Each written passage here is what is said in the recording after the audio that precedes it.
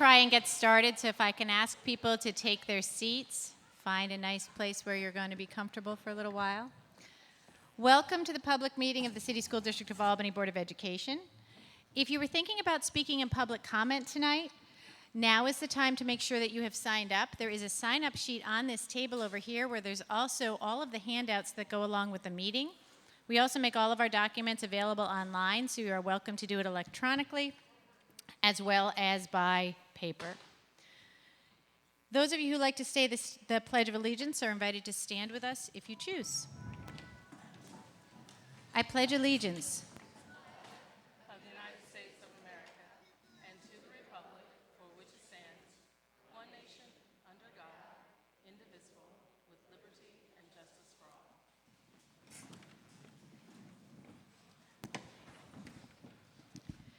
In addition to the Pledge of Allegiance, we always focus our meeting by restating the mission of the City School District of Albany, which is to work in partnership with our diverse community to engage every learner in a robust educational program designed to provide the knowledge and skills necessary for success.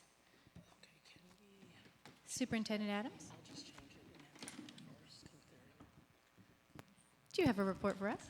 I do. Thank you so very much, Madam President and members of the board, and to our public, thank you for being here tonight. Before our meeting tonight, we had the pleasure of recognizing our community partners for their service to our students, our families, and our schools over the past year. We are so fortunate in this community to have dozens of individuals and organizations who support our students so tirelessly and so enthusiastically. It is an honor to have the support and for this opportunity to recognize them at our annual Community Partners Reception. Thank you once again for all that you do to support our students. You truly exemplify what we mean when we say, all in for Albany. On Monday night, I had the opportunity to attend a meeting at the Myers Middle School Parent-Teacher-Student Association to discuss teacher transfers for the 2019-2020 school year. There were approximately 150 people in attendance, and we had a very interesting and exciting discussion. I indicated at that meeting that we have taken all feedback into account, and in our evaluation of transfers for next school year, we have made some modifications, reducing the number of Myers teachers that were assigned to new schools from 8 to 5. A full list of employee-related matters is included with the other human resources agenda items for tonight's meeting. I want to express my thanks once again to the leadership of the PTSA for organizing Monday's meeting. It provided a welcome opportunity to talk about these important matters and to allow all who attended to ask questions and express their concerns. All feedback was sincerely appreciated, including the feedback we received from those who were not able to attend Monday's meeting.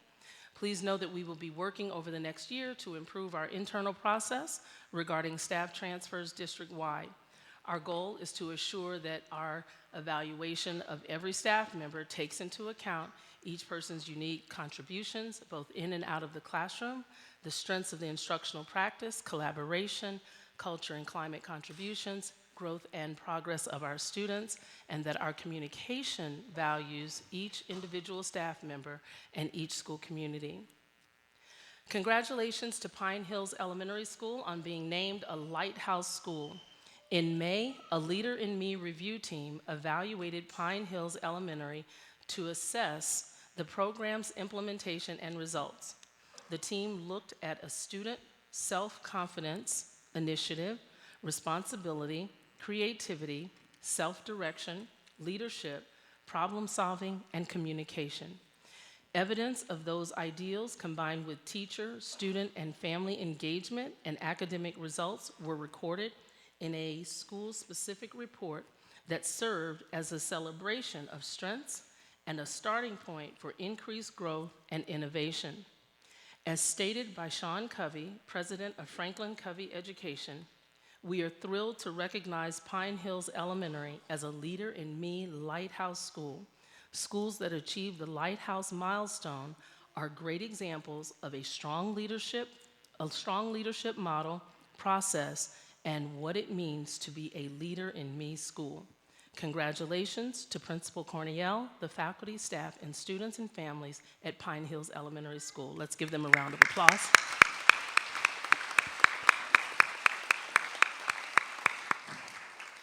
The end of the school year is almost here, and we have a number of important announcements and reminders for our students and families. Monday was the last day of classes at Albany High School, and our students have been engaged in Regent exams since then. Regents testing and grading will continue through next Wednesday. We are looking forward to celebrating Albany High's graduating class of 2019 at the ceremony this Sunday at the Times Union Center. The ceremony will begin at 2 p.m. The last day of classes for our middle schools is Tuesday. All three of our middle schools will hold their 8th grade moving up ceremonies on Wednesday. Albany International Center and Tony Clement Center for Education will hold their 8th grade moving up ceremonies that day as well. Our elementary schools will end the year with early dismissal on Tuesday and Wednesday. Please visit our website for the early dismissal times for each school, as well as the dates for elementary promotion ceremonies through the end of the school year. Just as a reminder, we will take a couple of weeks off after that and then move right into summer school. The majority of our summer school programs begin July 8th. You may find more information on our website, albanyschools.org. I am honored tonight to have the opportunity to commend 5 of our Board of Education members who have been recognized for their dedication to our students and families. The New York State School Boards Association has recognized Vice President Vicki Smith, Secretary Jennifer Lang, and Board Member Ellen Krejci with its Board Mastery Award. Congratulations.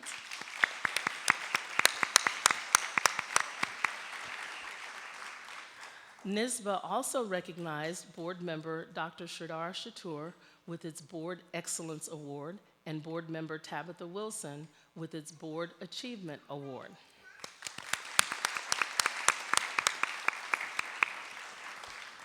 Each of these awards recognizes board members' commitment to participate in leadership development training through NYSSBA's School Board U program. I am grateful to be able to serve in a school district and a community in which the members of the school board are as dedicated as ours are. All of our board members are true leaders. Please join me again in recognizing them. Congratulations.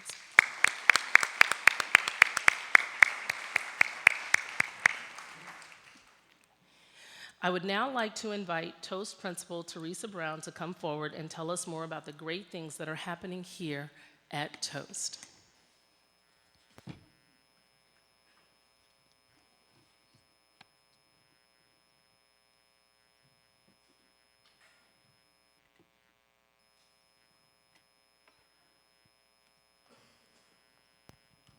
Good evening. Welcome to the board. Superintendent Adams, Assistant Superintendents. My name is Teresa Brown, the principal here at Toast. And before I turn it over to my young scientists and engineers that we have present today, they have a great presentation ready for you. I'd like to go over a couple of slides talking about some of the highlights of Toast, so we can move. Okay, so you're going to help me with this, right? So we have a vision that we sort of came up with last summer, and we had input from our whole Toast community, parents, teachers, students, and we mirrored it towards the vision of the district. So let's read this together. We do this every morning here at Toast. Toast will be a community school that provides equitable educational opportunities and cultivates nurturing relationships within a safe environment for all students to be successful. And that's where we want to get to. That's what we're striving for. And our mission statement we've had for a few years, and we really like the mission statement. We voted to keep it. And the students know this by heart. Ready? The mission of Toast is to educate our school community through learning strategies that reinforce curiosity, discovery, problem solving, inquiry, and creativity across the disciplines. Thank you. Some of our demographic highlights. There's a nice picture of some of our students with Miss Whipple, who's here tonight. She's doing the flight simulation in her technology lab. We have 451 students enrolled at Toast, And you can see, I'm not going to read down through all, but we have the typical staffing that most all of our elementary schools have.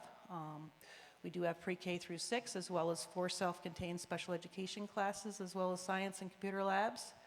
We're especially thankful to the board for allowing us to have the amount of support staff we have in the building, with a school psychologist, 1.5 behavior specialists, 1.5 social workers, community school psych coordinator, and a homeschool coordinator. So we're very happy with the amount of staff that we have here for our students at Toast.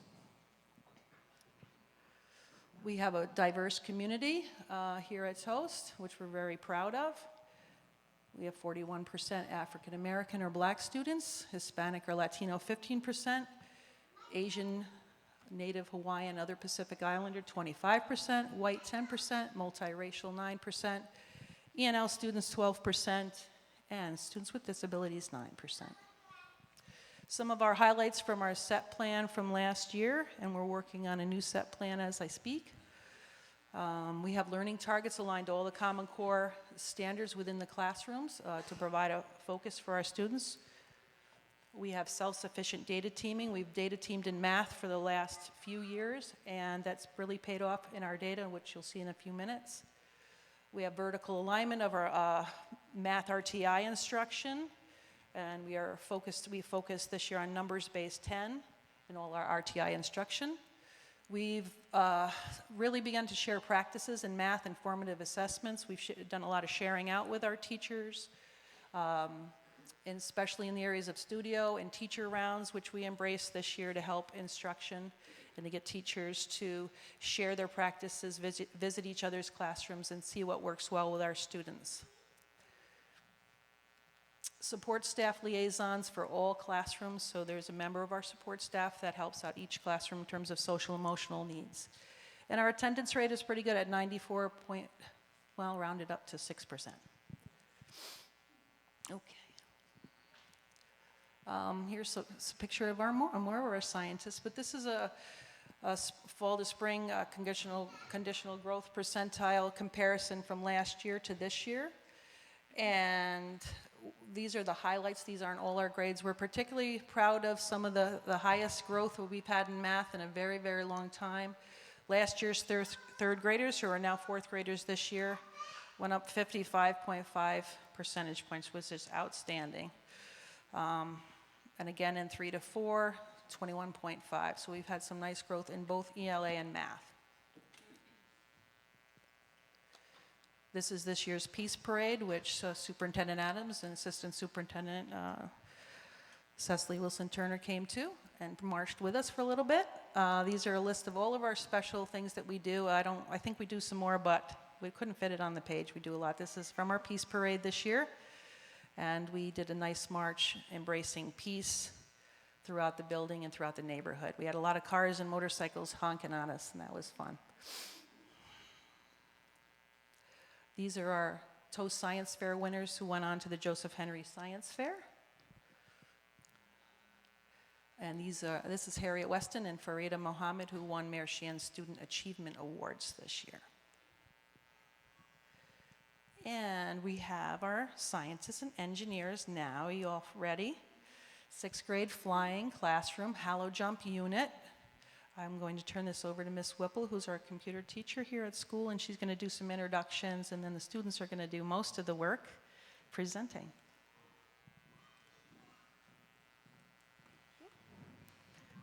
Good evening. I wanted to introduce our 6th grade students. So we have Mala A, Grace Poe, Samira Nagash, Talia Peralta, Komir Wali, and last but not least, Name. So they're going to talk about the flying classroom unit that they just completed. I'm going to let them do all of the talking. I'm going to pass out some pictures that we did take, so if you'd like to look at those. We also have a lot of posters that they worked on. Some of the examples of the parachutes from the egg drop. And also over in the corner, artwork that they did using the vocabulary words. So if you'd like to look at those at some point as well.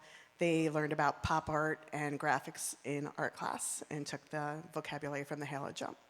So I'm going to turn it over to Mala A first.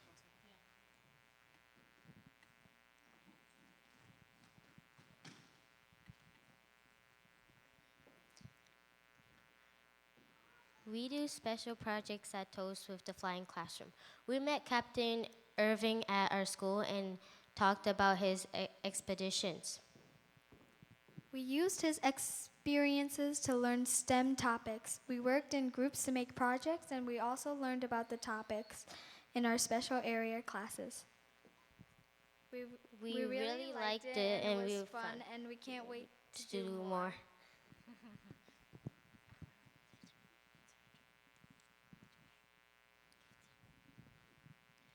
To make these parachutes, we had to start off with how fast or slow we wanted to go. If we wanted it to go slower, we would made it heavier, lighter. And if we wanted to go faster, we'd make it heavier. The materials we used are tissue paper, printer paper, brown paper, lunch bags, coffee filters, construction paper, string, 3 feet of masking tape, 3 feet of clear tape, 3 toilet paper rolls, 1 egg carton, 3 small 3-ounce paper cups, and 1 raw egg. The tools we use are rulers, hands, scissors, compass, protractor, and a hole puncher. The hardest thing of making these was working together. If we would do this again, I think we should do smaller groups. In each class, we learned something new. In Miss Whipple's class, we learned about the atmosphere. In art class, we learned how to make pop art with skydiving vocabulary. In science class with Miss Torres, we learned about air resistant and more facts about layers of the atmosphere. And finally, with Mr. Flynn, we learned about Captain Barrington Irvin and that if you go higher than 14,000 feet, you need oxygen. Speaking about what we learned in classroom, we learned about the 3 laws of Newton in motion.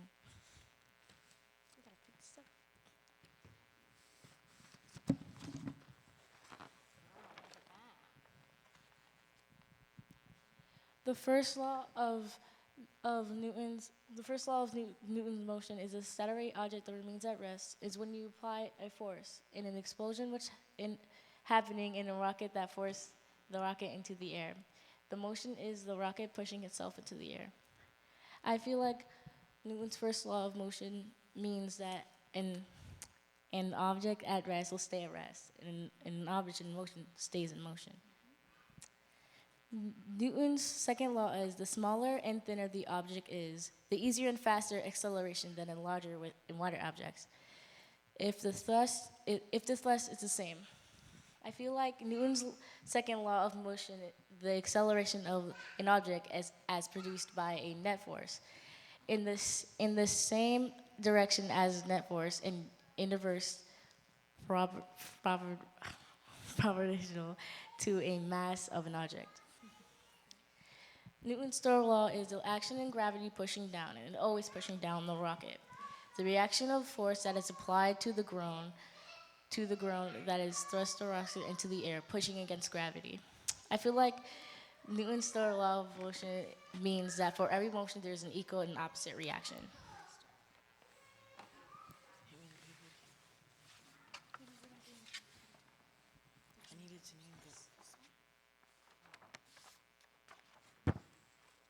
What we learned about, we also learned about the layers of the atmosphere. We learned about the stratosphere, the troposphere, the mesosphere, the thermosphere, exosphere, and the ionosphere. The troposphere is the closest sphere to us right now. That one is 8 to 14 kilometers thick. The stratosphere is 35 kilometers thick. The mesosphere is 50 to 80, and yeah. Throughout our parachute project, we learned that the bigger the parachute, the slower it will go because of the air resistance. Every 6th grade class dropped a parachute at the same height. Out of all of the egg drops, 3 of them cracked. We noticed that they cracked because the parachute didn't open, or the eggs weren't secured as well as the others. The higher you drop the egg, the bigger the parachute you will want. We'll also learn that if you jump from a real airplane, that you would want a backup parachute, and that if you jump from certain heights, you would need oxygen.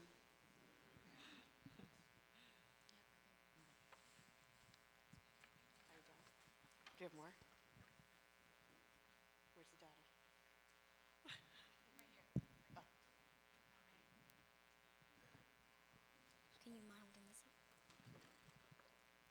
These were the data that we collected. In Mr. Burgess' class, 5 of them survived, but Mr. Burgess wasn't really a student, so his point didn't count. Miss B's class, she was a winner because all of her parachutes, all of her eggs survived. In our class, Miss Torres's class, 2 of them survived and 2 of them cracked.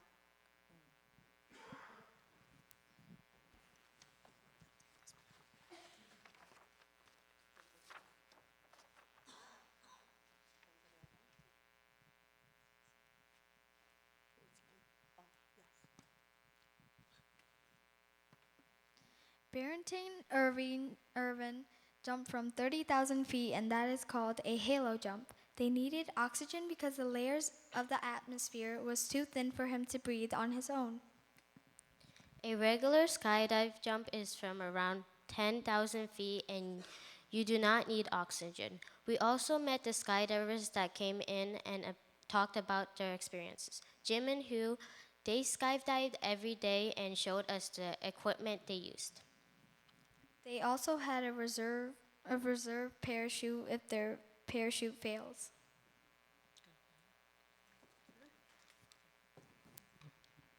Okay, thank you, everyone. I also want to recognize Mr. Flynn and Ms. Torres.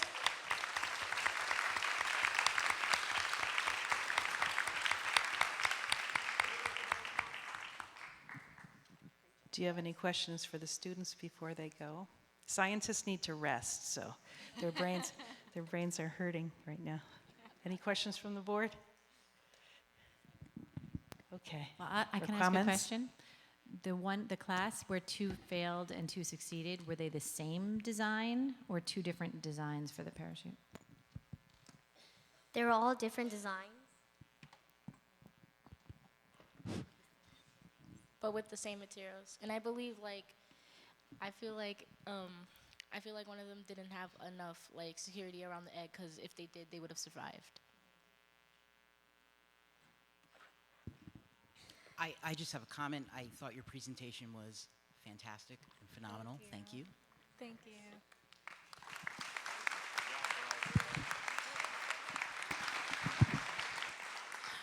Thank you so very much, Principal Brown. We certainly appreciate it. Thank you, students. Outstanding, outstanding work. We're so very proud of you. At our last board meeting, through the miracle of technology, we were able to watch same-day video of our Albany Marching Falcons perform on the beaches of France to mark the 75th anniversary of D-Day. Tonight, we are excited to have members of the marching band with us in person to tell us more about that once-in-a-lifetime experience. I would like to recognize Marching Band Director Brian Cady and the members of our Albany Falcons.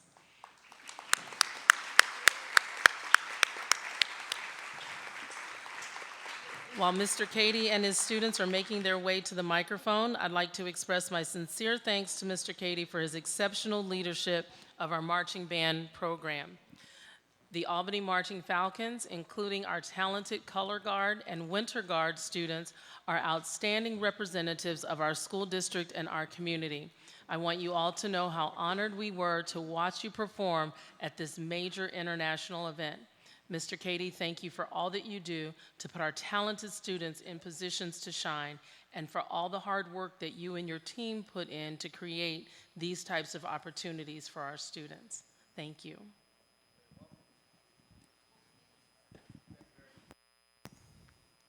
Helps to turn the microphone on. Thank you for having us tonight, and I'm thrilled that you guys are able to watch live what was almost, well, I guess it was 2 weeks ago now. Hard to believe. If the folks that are in the back from the marching band, we didn't get a lot of people here tonight. I think we're still sort of sick of each other after 8 days, but some people did come out tonight. So if you guys could stand up and be recognized, that would be awesome.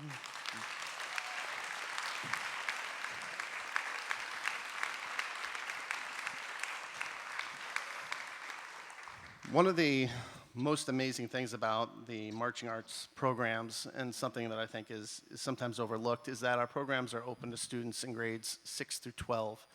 So on this trip, we had 11-year-olds that had to be accompanied by a parent because they're very young.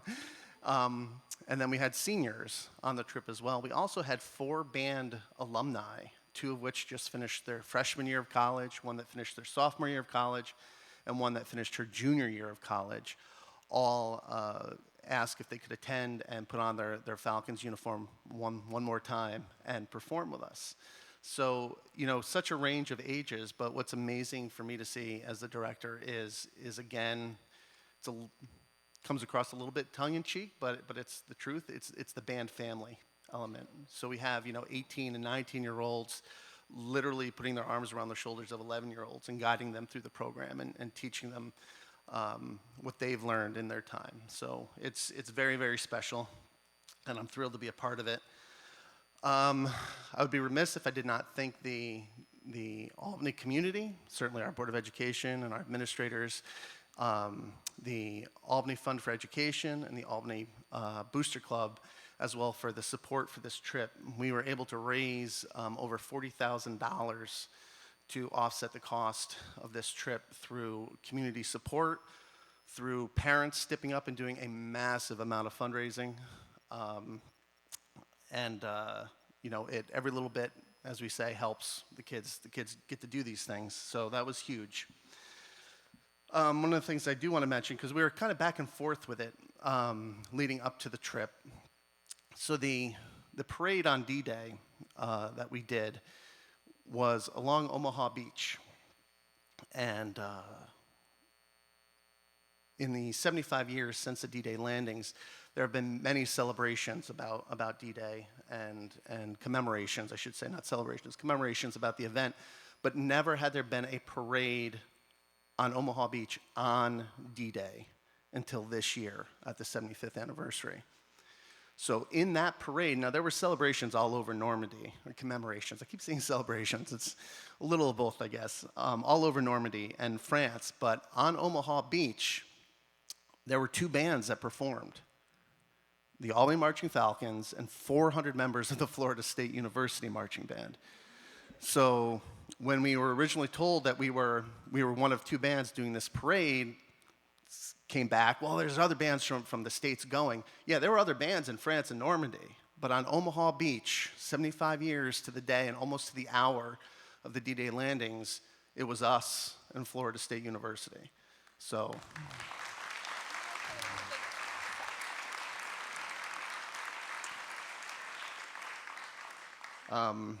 So I have a few, the kids all did travel journals as per your recommendation. And I have a few that I wanted to read from you, just a couple highlights, because I think it's better to hear from the words from the kids as opposed to me. But I also asked many students if they wanted to talk tonight, and oddly enough, most of them chose not to. They got this deer in the headlight looks and no. But I can always count on Sarah Bearden to say a few words. So I'll turn it over to her for a moment.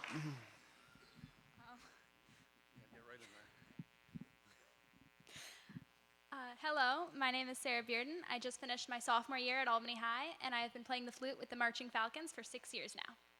First, I would like to thank Mr. Cady for providing the Marching Falcons with the opportunity to perform in France for the 75th anniversary of the D-Day invasions. Without his dedication to this ensemble and Albany's musicians, this trip would have never happened. I appreciate the time that he gave up for rehearsals, fundraisers, and planning that went into getting a group of 50 student musicians across the Atlantic.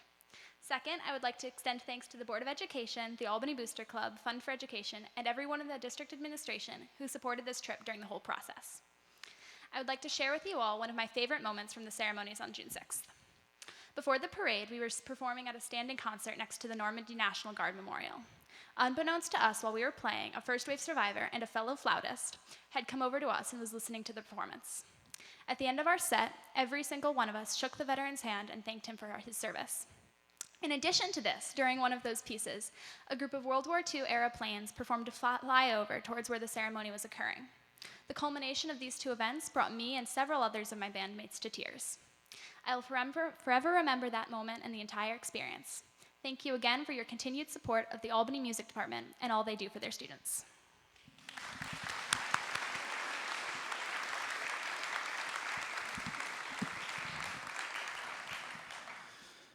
Leading up to this trip, we did a lot of whole student educating, which I think was very important. It was important for me to make sure that our kids knew what they were going over there and doing. I've been quoted several times in various interviews saying that World War II for a lot of our students is something that's relegated to history books or playing a video game. And I wanted to make it real for them and teach them what it meant. So we met with several World War II veterans here in Albany, and the kids spoke with them and heard their stories. And I think that all the staff that helped with that, we really succeeded in that goal of teaching them what it meant and what we were doing there. And you'll hear some of that in their stories. So this one is, again, June 6th, the day. Today was the big day. And this is Paulina Casella, who's sitting in the back. We woke up and we got dressed and we hopped on the bus to Omaha Beach. First, we played at the monument of the 29th Infantry for a standing performance. Before that, we sat on a wall overlooking the beach where so many men gave their lives in the fight for freedom against the Nazis. Florida State University Marching Band warmed up for the parade, and they snatched everybody's wigs. I'm told that means that they did a really good job. I didn't know what that, Paulina explained it to me this evening. So they finished and they killed it. Watching them, and this is the important part, watching them made me want to do marching band in college even more. Then there was the parade. It was an amazing experience, probably the most amazing experience of my entire life. I truly have a newfound respect for the marching arts, for our wonderful directors, thank you for that, Paulina, and for our country. The second one is from another high school student, Cole Churchill. No, I'm sorry, this is a middle school student, Elise Ropey. She's talking about the end of the parade. She's saying that when we got towards the end of the parade and the big crowds were there, I tried to play my face off at the end because I had nothing left to lose. And when it was over, I just felt wave after wave of exhaustion. At first, I was laughing uncontrollably out of relief that it was over. We'd done it. I couldn't stop smiling, even when I started crying. I just was filled with so many emotions. Mr. Cady, Mr. Halverson, and all the staff and all of us had worked so hard for that one moment, and it had finally happened. This meant so much to so many people, and I could not believe that we got to be a part of it. When we took our picture, I was laughing and crying and screaming because this was a once-in-a-lifetime thing and such a historical event, and we had worked so hard. So many people had died so we could be alive to do things like this, and everything I had been feeling and thinking about this day had actually just happened. When we were standing afterwards, she got a little lightheaded afterwards. We don't need to go into all of that. But, again, the emotion of the trip is what I wanted to convey there. All right, and this is Cole Churchill. And this is the day after. I neglected to say, leading up to the D-Day performance that you guys watched, we performed 4 times in Paris. Then we went into Normandy. We performed that standing concert at the memorial overlooking Omaha Beach. Then we did the parade. And then the next day we did a performance in the American Cemetery in Normandy as well. And Cole Churchill speaks to that. As a child, I had been to this cemetery before, and I never really understood why the cemetery was such a big deal. Coming back to this cemetery with my band is such a special feeling. I felt an overwhelming soberness after seeing the thousands of gravestones, the same gravestones my sister and I played around during our first visit. Seeing the graves with all the flags and wreaths, I felt a great sense of honor to be an American. The sacrifice of these men should never be forgotten, and we should always think of our veterans and what they have done for us. We take them for granted sometimes, even ignore them despite what they have given. Veterans deserve to be honored, and I'm so happy to say that I played such a big part in honoring them. So again, that's the lessons we're trying to teach the kids, is to remember and to be grateful, and we have certainly succeeded. And the last journal I'm going to read from you is from an 8th grade boy at Hackett Middle School. This is Addison Hine. Again, parade day. When we got to Omaha Beach, there were lots of military vehicles and people dressed like World War II. We got off, had picnic lunch, and then looked out onto the beaches that our troops stormed so long ago. And what makes this journal particularly special to me, if anybody knows Addison, he doesn't say a lot, but his writing is amazing. After lunch, we played a standing concert, and planes flew over us, as Sarah mentioned, right as we played Hymn to the Fallen. It was a very powerful concert. When we finished, all of us lined up to shake hands with a veteran who was there 75 years ago. That man that Sarah mentioned and that Addison just mentioned was on the first wave of Omaha Beach. And Sarah mentioned that he was a flautist. He carried his flute with him into that battle. He obviously survived, as did his flute. He went on to become a band director in the U.S. Air Force. And they brought his flute back to the concert that he conducted at the end of the parade.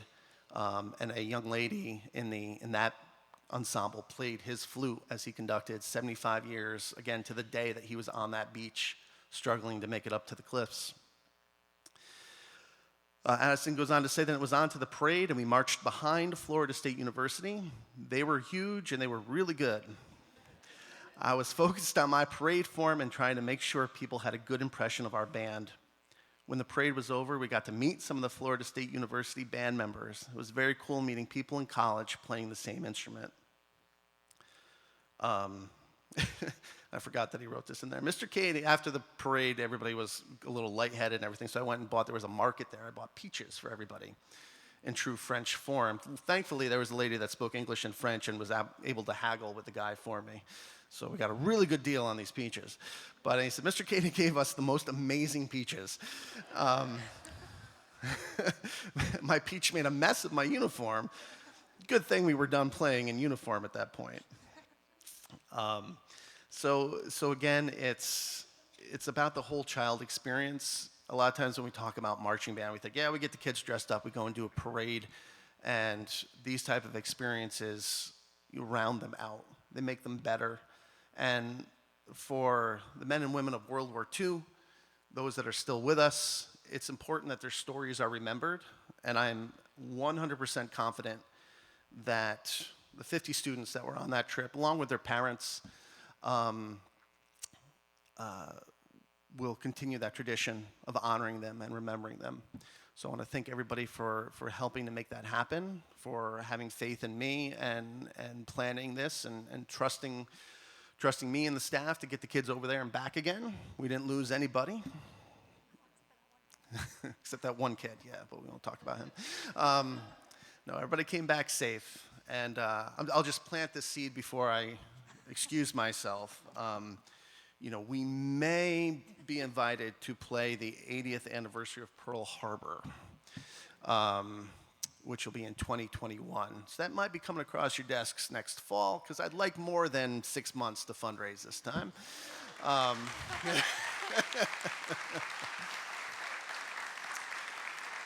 So again, that is December 7th is the Pearl Harbor anniversary. So for those of you that might be considering chaperoning Board of Ed, that would mean Hawaii in December.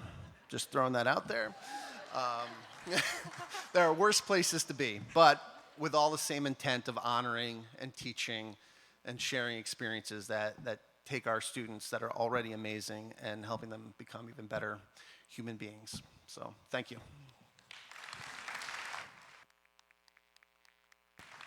Oh, one last thing. Our Facebook videos are over 22,000 views at this point. So wow. That's not bad either for the district. Outstanding. Thank you so very much, Mr. Katie. We are so very proud. And that concludes the superintendent's report for this evening. Thank you. Thank you very much for an excellent report, and thank you for being here, Mr. Katie and Sarah. It's lovely to see you again. Top secret information, I was Sarah's first babysitter in Albany, New York, when she was 18 months old, so I have seen her grow up since even longer than Mr. Katie. So now is the time in our meeting that we set aside to hear from district residents, parents, students, and other members of the public. As you can see, we have a little power failure over here we're trying to change. That's what all the wrestling is about. We always welcome community input about the decisions we're making. We accept your input not only during this public comment period, but also by email, by phone, or postal mail. We'd also like to invite you to stay for the balance of the meeting and to consider seriously coming to our meetings on a regular basis. It's so helpful for us when teachers, students, parents, families, and other community members become informed about the decisions we're making and share their thoughts on them with us. We very much appreciate that. While you're making your remarks, we ask that you keep in mind that by law, information about individual students and specific district staff cannot be shared. I see Chris Honeywell, who's one of our attorneys in the back. He snuck in apparently to keep an ear on us. Every student and every staff member deserves to know that concerns about them will not be aired in public. Also, please keep in mind that public comment is not the best place to first alert the district to a concern you have. We ask that you share your concerns first with relevant staff, like the teacher or principal. And if you feel your concerns not addressed adequately, you can, of course, appeal to that person's supervisor up the chain of command, and if necessary, to the superintendent. Decisions made by the superintendent may be appealed to the board. Finally, we ask that you know that the board generally does not respond during the public comment period. If you need or want a response, please consider contacting us by email, phone, or postal mail. When I recognize you, please state your name and your city of residence. You're restricted to a maximum of 3 minutes and will be given a 1-minute notice and a 10-second notice by Ms. Lang here on my right, and I will notify you if your time has expired. The first name on the list is April Bacon.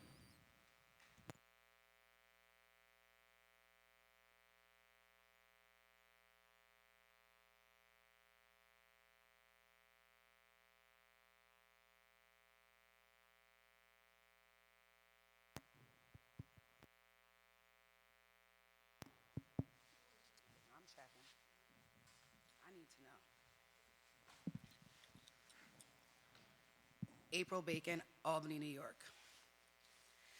As I leave this city and this district, I have parting words for the board and the superintendent. To the board, I know you will continue to be successful and will continue to grow, and you have repeatedly proven that you will always do right by our students, even when I didn't make it easy for you. But that's not my job, and you've been very good at yours. For Superintendent Adams, I have always supported you, and I will continue to do so. This week, you showed what true leadership looks like. One of the things you did is you actually listened, which is pretty new in this district. You gathered additional facts, you reassessed based on those facts, and you willingly changed your decision, all the while maintaining focus on what was best for our students. I have been in front of 5 superintendents, and you were the first one to ever make that change. I'm sure everybody's not happy. They won't be. But thank you for learning how to be flexible and teaching our district that flexibility is not always a bad thing, and neither is change. Once again, as people may not be happy with the end result, you did something other people were never going to do. So I appreciate you and I thank you for that. You truly represent what your hashtag All In for Albany means. Please know moving forward, I will always support you, no matter where I am, Albany, New York, or North Carolina next Thursday. There is no doubt if anything is going on, I will know there too. I'm a phone call or a flight away. And the passion you saw in me on Monday to support my teachers will be the same passion people see in me to support you if there's ever a problem. I can promise you that. I wish you all the best of luck. I know you got this. Thank you, Ms. Bacon. The next name is Alana Klein.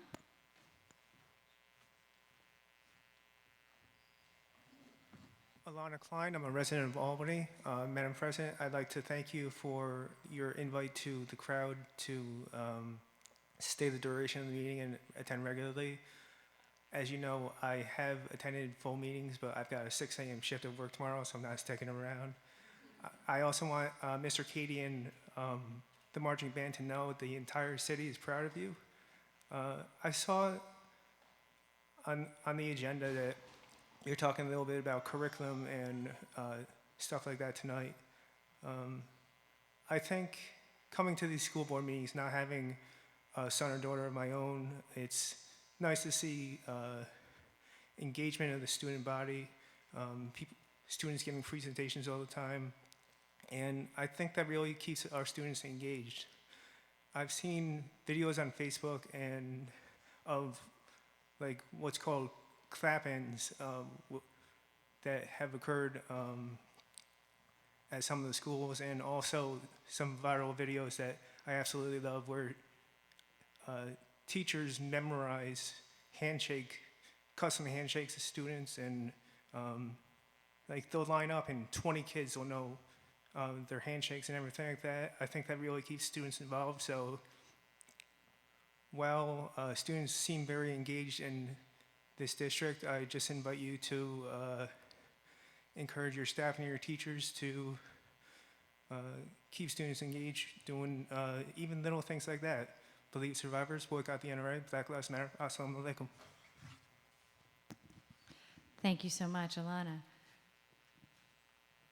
Deborah McNicholas.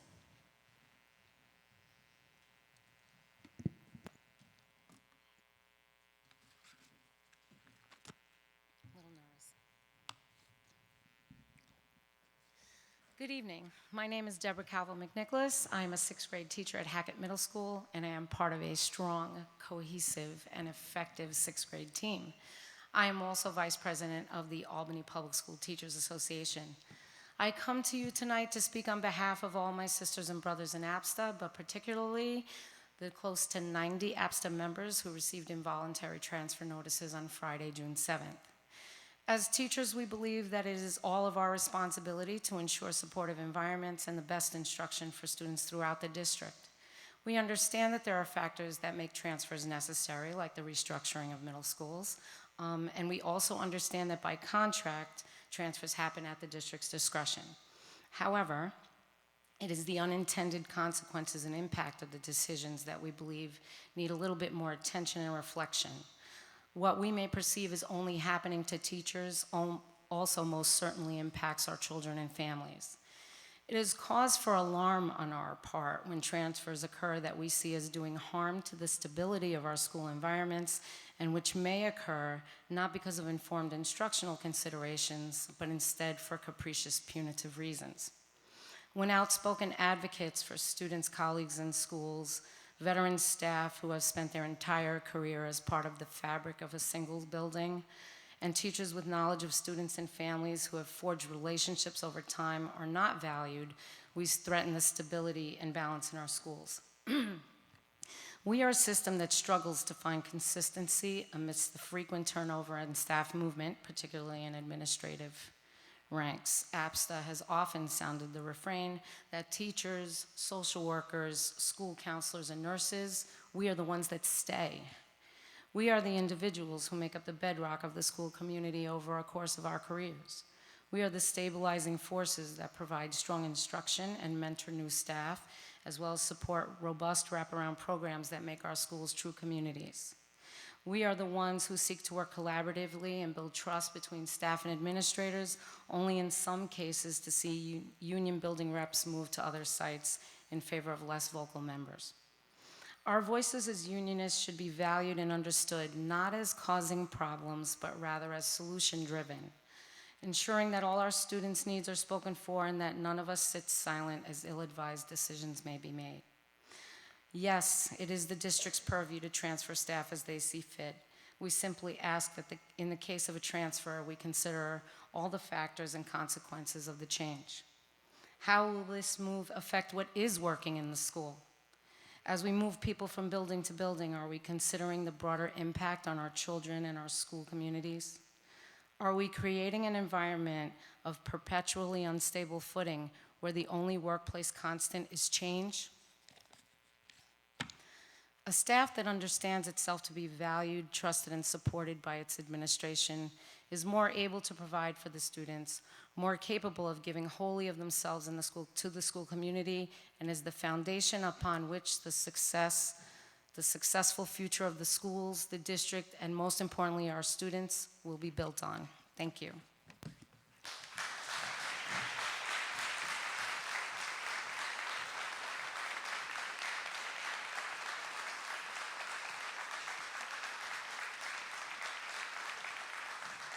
Thank you, Ms. McNichols. Dana Brown?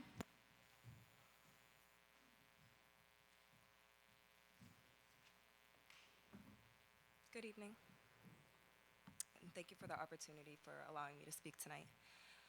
My Ms. name is Brown, Dana. can you speak more directly into the microphone? I sure can. I'm sorry, it's not for the people in this room, but we tape these for people who are at home and they can't hear you unless you're really right in there. Thank you Okay. so much. All right. I tend to mumble, so. My name is Dana Brown, and I live in the city of Albany. I'm a concerned parent who believes in public education. I have a daughter that attends Albany Montessori Magnet and is currently in pre-K. She's going to be in kindergarten. So I have many years to come in the city school district. I also have a 17-month-old who will also participate. My concern is the diversity across the school district. And while our diversity is overall really strong, it is not evenly stratified across the district. You all know the stats, but one stat that I found interesting is that about 57% of Montessori Magnet students are white. On the other hand, Arbor Hill Elementary has about 96% minority student enrollment. So my request is that the school board consider that the lottery allot a certain percentage to be reserved for students of color in schools in which diversity is not equally stratified, so that our neighborhood schools are, have some equity. I'm more than willing to sit down and talk to leadership about accomplishing this request, and thank you for listening. Thank you, Ms. Brown.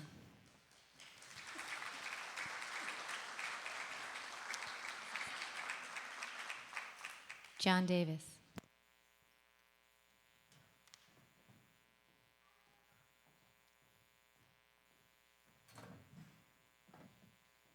Hello, my name is John Davis. I live in Albany. I have 2 students in Albany Public Schools, one at Montessori Magnet and one at Myers. I was unable to attend the meeting on Monday. I think I've been debriefed on it.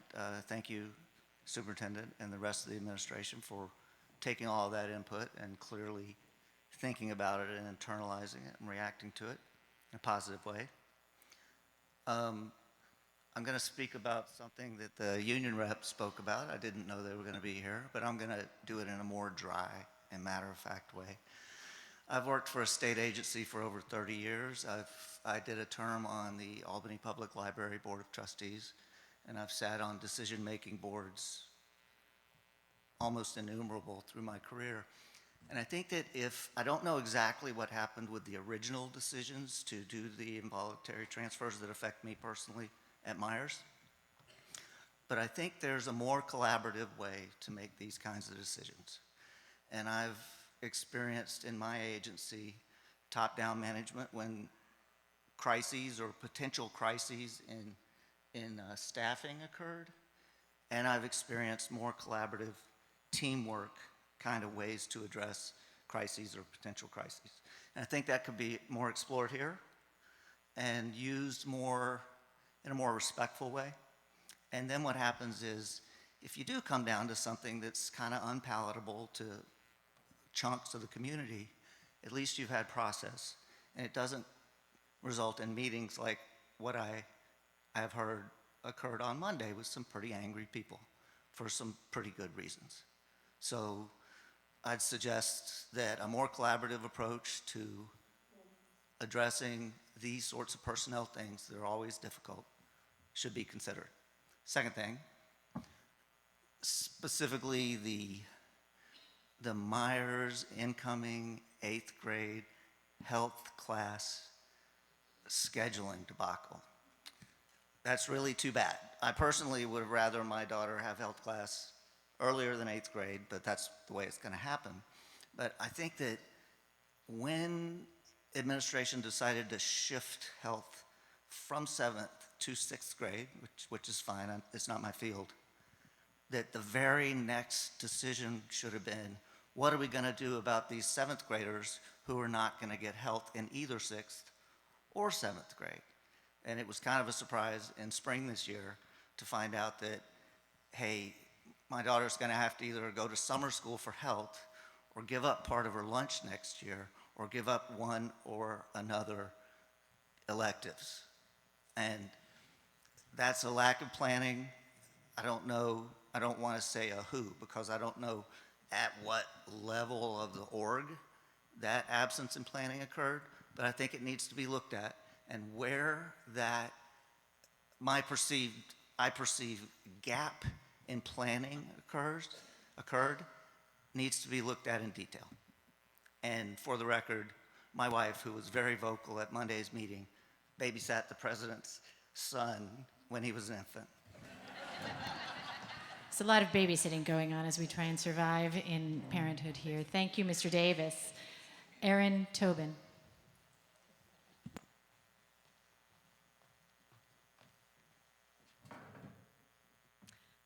Hi, my name is Erin Tobin, and I'm a resident of the city of Albany and the proud mother of Sarah Bearden and 2 other children. So since I don't have the same last name as them, I'm going to claim that here.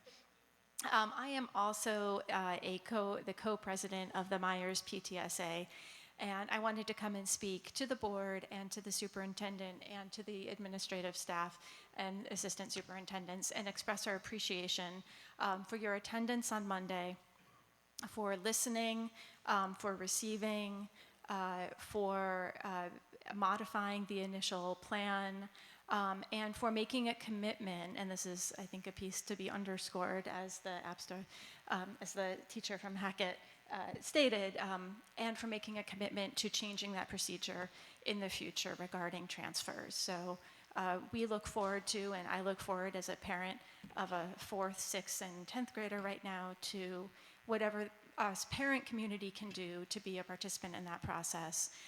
And we will be watching and making sure that our teachers, who we love so dearly, are supported and made to feel welcome and a valued part of the community. And thank you just again so much, because I really truly feel that Monday's meeting was the meeting that it was because of your willingness to be an active participant in the meeting. So thank you, Superintendent Adams, very much. And thank you to Anne and to Dr.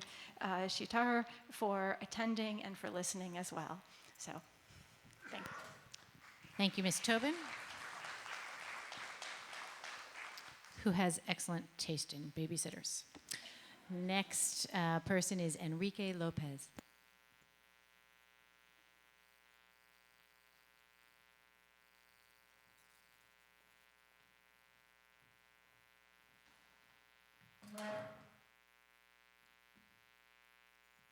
Enrique Lopez, Albany, New York, United States Air Force, 1996 to 2002.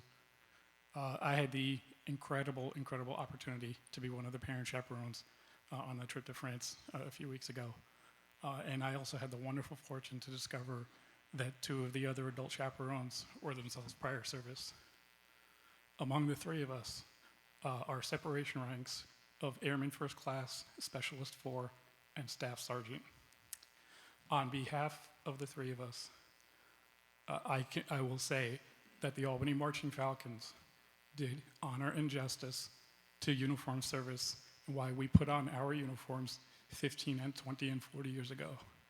And they did incredible honor and justice to why all of those soldiers put on their uniforms 75 years ago and why some of them have not yet taken it off. Thank you.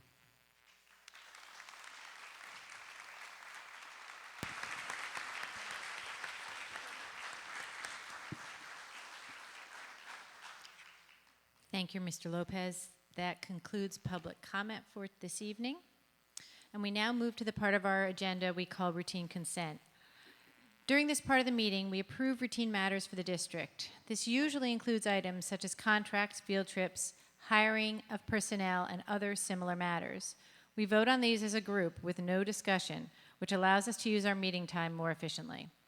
Each Board of Education member has the option to set aside any routine consent item in order to require discussion and a separate vote on that item.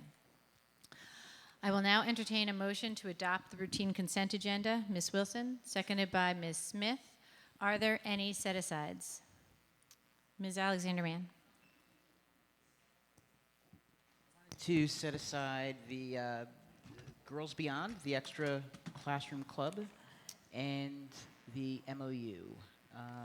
Albany, let me see. Number 4. And let's see here, it's number 21. Are there any other set-asides? Ms. Krejci. I'd like to set aside item number 8, the Boys and Girls Club. Are there any other set-asides? I'm going to set aside number 13, the Dibbles Dibbles? D-I-B-E-L-S, it says here. Dibbles? However you pronounce it, I want to set it aside. Are there any other set-asides?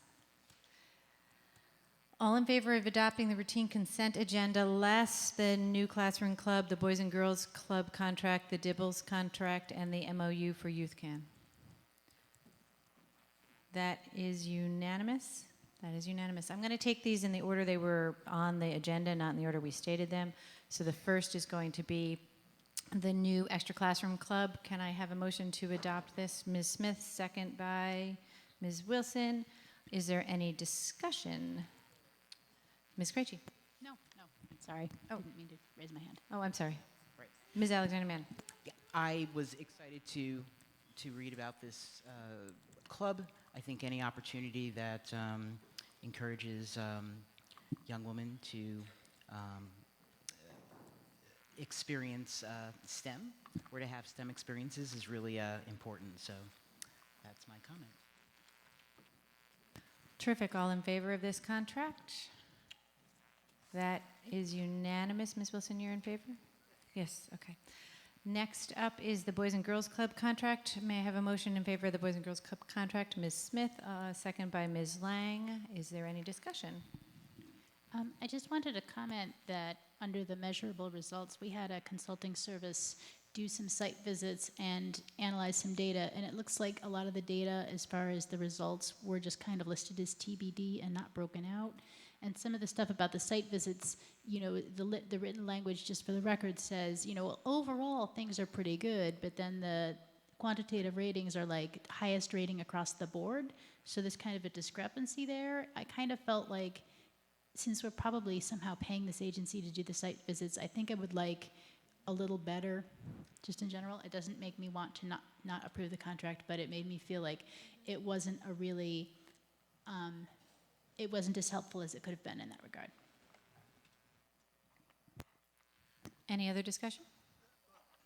Ms. Alexander-Mann. I did want to remark that along the same lines as what Ellen was sharing, there was a question that I did get a response to that talked about a door being broken in one of our schools, and that has been resolved, but when you read it, it kind of left it open-ended, so I agree. Thank you very much. Any other discussion? All in favor of the Boys and Girls contract? That is unanimous. The next contract is the Dibbles contract. May I have a motion in Ms. Smith, second Ms. Alexander-Mann. Any discussion? I set it aside, so I'm just going to ask the same question I asked of staff. I just think it's something that needs to be brought out because this is a relatively significant change for our elementary school families, and I just like to have that explained and then also ask what the methodology will be used to share that with the families that will be impacted by this change. Yes.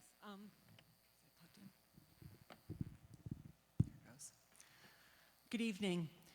The Dibbles contract came out of a long, probably 18 months to 2-year process. We convened an assessment committee back in 2017. The reason that committee came together is because Ames Web, which is our current screener for elementary, was changing their assessment to a 30 to 40 minute assessment that would need to be given to all children 3 times a year. The current Ames Web assessment is a 5-minute benchmark that occurs 3 times a year. Our concern was about adding an additional long assessment for students. The second question that the assessment committee was struggling with was, can we somehow reduce our comprehensive district benchmark assessments as a part of this process, since we will be losing Ames Web eventually when they make the change.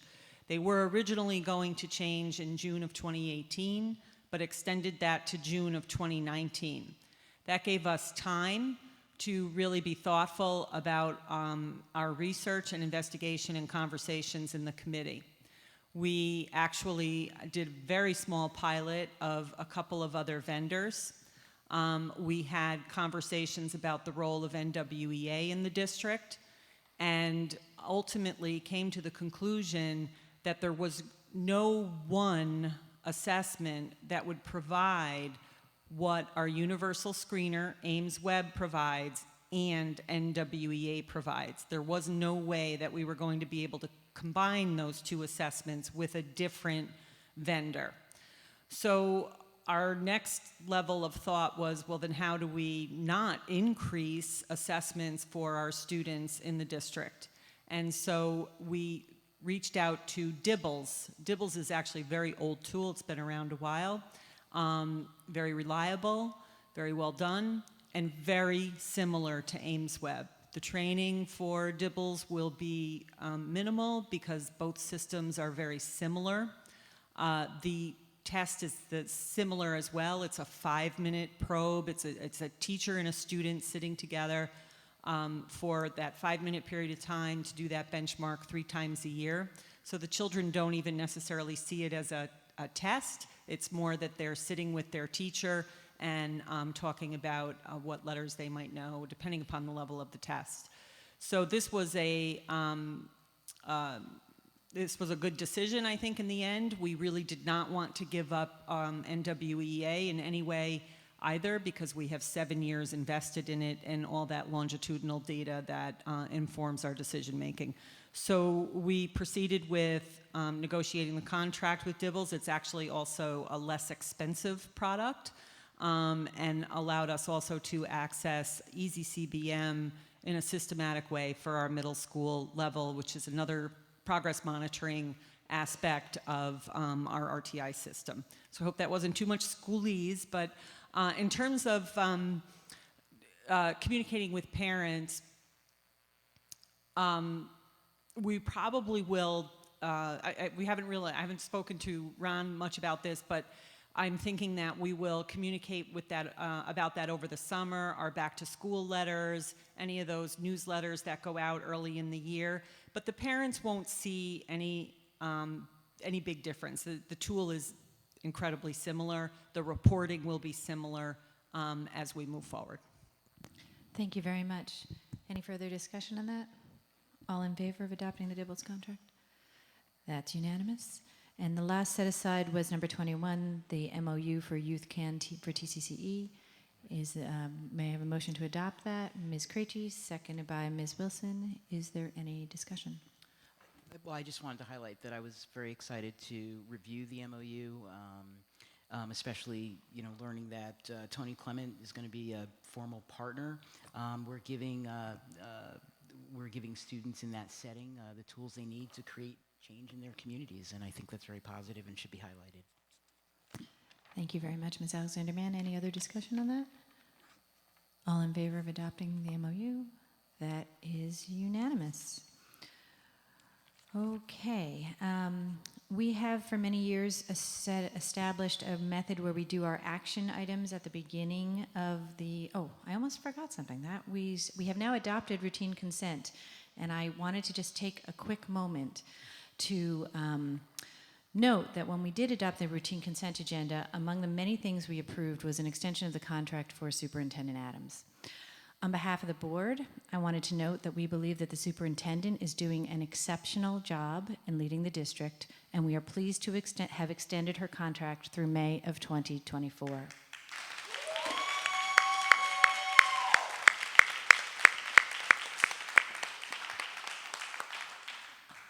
We especially value the way Superintendent Adams and her staff are both fixing systems that have been broken in this district for far too long, while at the same time quickly and expertly addressing issues as they arise. Thank you. That was a good line. We look forward to working together for many years, and we are fully confident that under Super Adams' leadership, Albany will achieve our vision of being a district of excellence with caring relationships, engaging learning experiences, and equitable opportunities for each and every student. Thank you.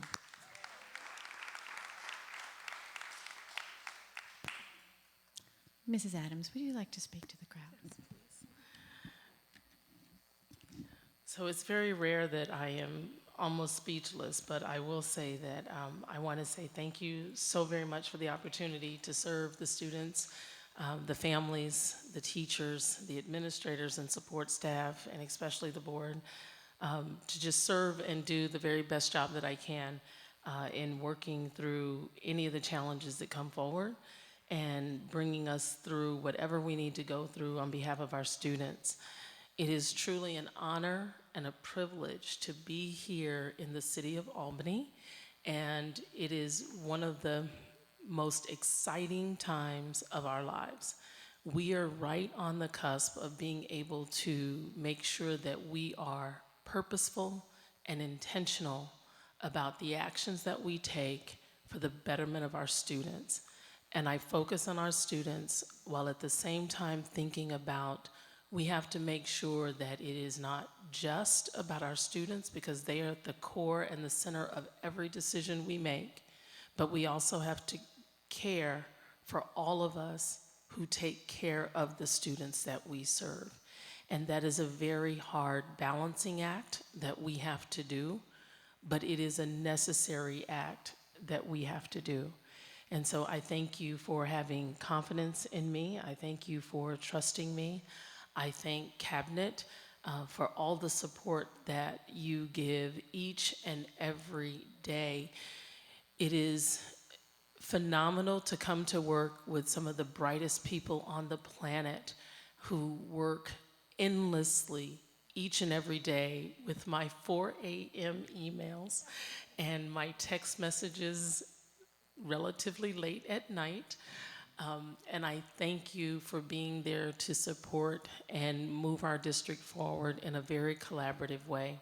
And finally, thank you again to the board for the trust that you have put in me. Thank you so very much.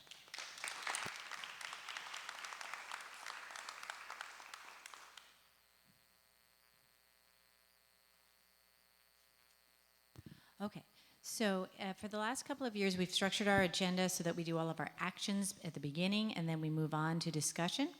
So unless something unusual happens, the board will not take additional action tonight. We are now moving on to the discussion part of our agenda. Yeah. Yes, did you want to do that? You did. Okay. Mrs. Adams would like the microphone back again. I'm sorry. I would like to, in the routine consent and with regard to some of the staffing appointments that we are making, first of all, I'd like to address Candy Antonetti. She is going to be a house principal at the high school, and we are so very excited to have her in that role. Suzanne Cornell, please stand. We want to say thank you very much for your service, but she is now going to be our school improvement manager, so thank you so very much. And now we will finally move on to the discussion part of our agenda. And our first section of our discussion is going to be the policy area. We have a number of policies to talk about tonight, so I turn it over to Dr. Tutor, the chair of the policy committee. Thank you. Thank you, Madam President, members of the board. So we have a bunch of policies this year, and as you know, we've been tackling through our policies for a while now, and we're trying to match things to NSBA standards and SED standards so that things are consistent. So we're almost at the end of, believe it or not, this 3 or 4 year long process, and we've caught up with all the old policies.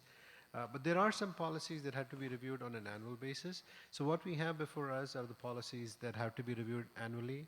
So first and foremost is 5300, which is the code of conduct. We had huge, massive changes in the last couple of years. So this year, the changes are really minimal wording changes that have been proposed by legals and a few spelling mistakes and things that have been corrected. So there's nothing substantial in that. Any questions about the code of conduct? Okay. The next one is 0110, which is the policy on sexual harassment. This policy was revised to delete a paragraph that said because sexual harassment can occur staff to student to staff, student to staff, student to staff, male to female, female to male, male to male, or female to female. It shall be a violation of this policy for any student, employee, or non-employees to sexually harass any student or employee. And we did that because we want to keep our policies simple. And it's already defined in the previous paragraph that sexual harassment can occur between parents of all, between people of persons of all ages and genders. The regulation 0110R was also revised to specify. We took into account some input from the community, and it was revised to specify that requesting, taking, and sending sexually explicit videos, pictures, or auditory recordings of another individual or oneself is considered unacceptable and may constitute sexual harassment. So even requesting is included now. 0115, which is against student harassment and bullying prevention and intervention. This policy has been revised minimally to match the recommendation of SED. They changed the definition of bullying and harassment, and now that the current definition also includes cyberbullying. 0100, which is equal opportunity non-discrimination, has been reworded to include the terms gender identification, gender expression, transgender status, as well as domestic violence status in the criteria for non-discrimination. Moreover, the Human Resources Administrator has been designated as the district's compliance officer to handle inquiries regarding district's non-discrimination policies and to coordinate efforts to comply with and carry out responsibility under the Civil Rights Act of 1964 and the ADA. The Director of Special Education has been designated as the district's Section 504 compliance officer. An omission that has been corrected now is that the contact information for both the district's compliance officer and the district's Section 504 compliance officer is now included in the policy. 6240, which is investments, was revised to allow the possibility that investments may be made either directly from an authorized trading partner or by participation in a cooperative investment agreement with other authorized municipal corporations pursuant to General Municipal Law Article 5G and in accordance with General Municipal Law Article 3A. By doing this, this enables the district to avail of savings opportunities that can be arrived at through collaborative agreements. 6700, which deals with purchasing, was revised to separate the procedural details from policy. Those details are now a part of the regulation, which is 6700-R. 8334, which is district issued credit cards, was also changed slightly. The Board of Education permits the use of district issued credit cards for use by certain school officials to pay for actual and necessary expenses incurred in the performance of work-related duties for the district. The proposed policy was reworded to simplify the terms and also to include what documentation is needed from these users. So, any questions on these? Any questions or discussion? The only thing I wanted to mention before we move on, I'm sorry, Ellen, is that we made the same change about requesting images to the Code of Conduct. So it's not only in the policy about sexual harassment, it's also in the Code of Conduct. Ms. Krejci. Thanks. Well, I'm really glad that you brought to our attention the change about that requesting sexts and inappropriate pictures is also added in there. I think that's a really great change, and it's really a good change to make that policy more equitable. I just wanted to comment, I think I understand why you took the language out of the harassment policy, because it can occur male to female, female to male, et cetera, et cetera. I can understand why you would take that part out, but I think it was useful to have it in that it can occur between different categories. It could occur student to staff, staff to student, outside contractor to teacher. I think that part of it was useful and helpful to have in. I mean, we try to keep the policy simple, so basically the policy says between anybody. The details are not part of the regulation. Right.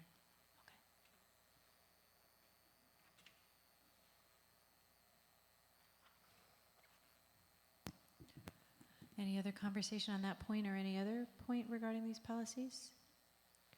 As is always, we have reviewed these policies tonight in public. We will vote on them 2 weeks from, oh, actually, we'll vote on them at our next board meeting, which will be July 1st. I think we'll have them on the action agenda then, which gives members of the public about 10 days to review or provide additional comment. Anything else on policy before we move on? We're going to move on to the internal audit review.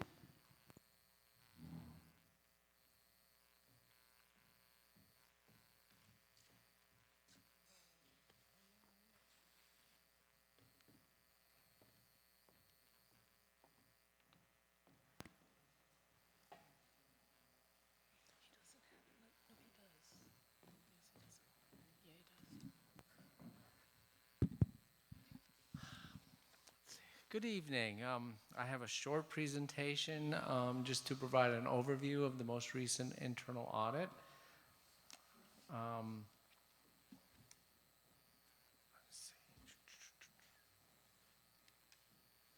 Okay. As you'll note here, actually 2 risk assessments were done for 2 different fiscal years in the last, actually early this winter. I'll enlighten you later on in the presentation of why they did 2 years at the same time. And they also pick a special area, and they chose the facilities use area, which is essentially community use of the school, civil service use of the school for testing, that process, how that whole operation occurs. But first, I just wanted to clarify the difference between an internal audit and an external audit. Again, this evening we're talking about internal audits, but it is an independent third party.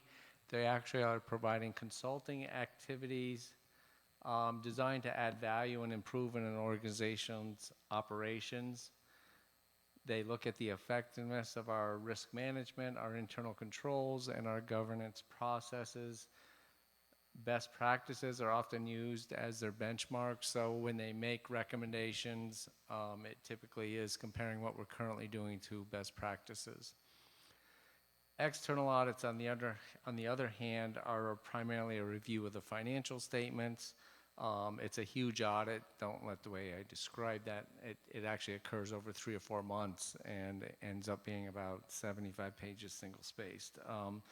That occurs over the summer. The internal audits occur sometime when it's not the summer because we're doing the other audit during the summer.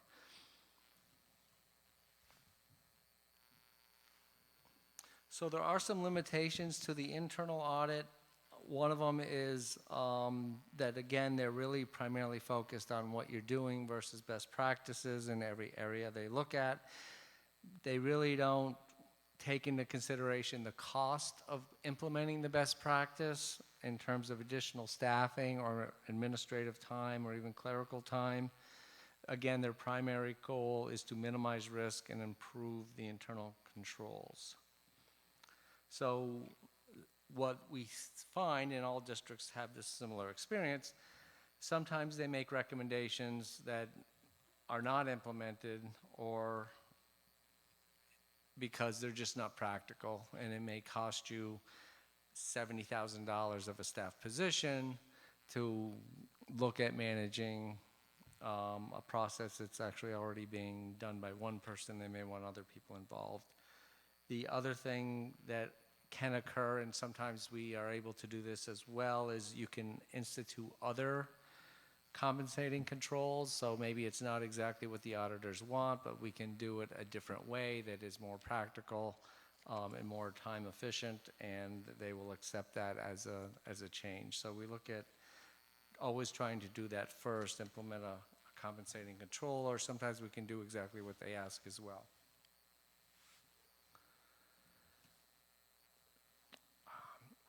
So in terms of the Audit Finance Committee has a role with both auditors actually, but the internal auditors specifically report directly to the Audit Finance Committee. The auditors meet with our Audit Finance Committee pre-engagement to talk about the scope. The Audit Finance Committee is involved in choosing a special area for audit. And the draft, again, is presented to the Audit Finance Committee as well. All members are giving direct access and contact information to the auditors should they want to ask any questions or discuss anything. So that occurs every year with our Audit Finance Committee. That's one of the many roles.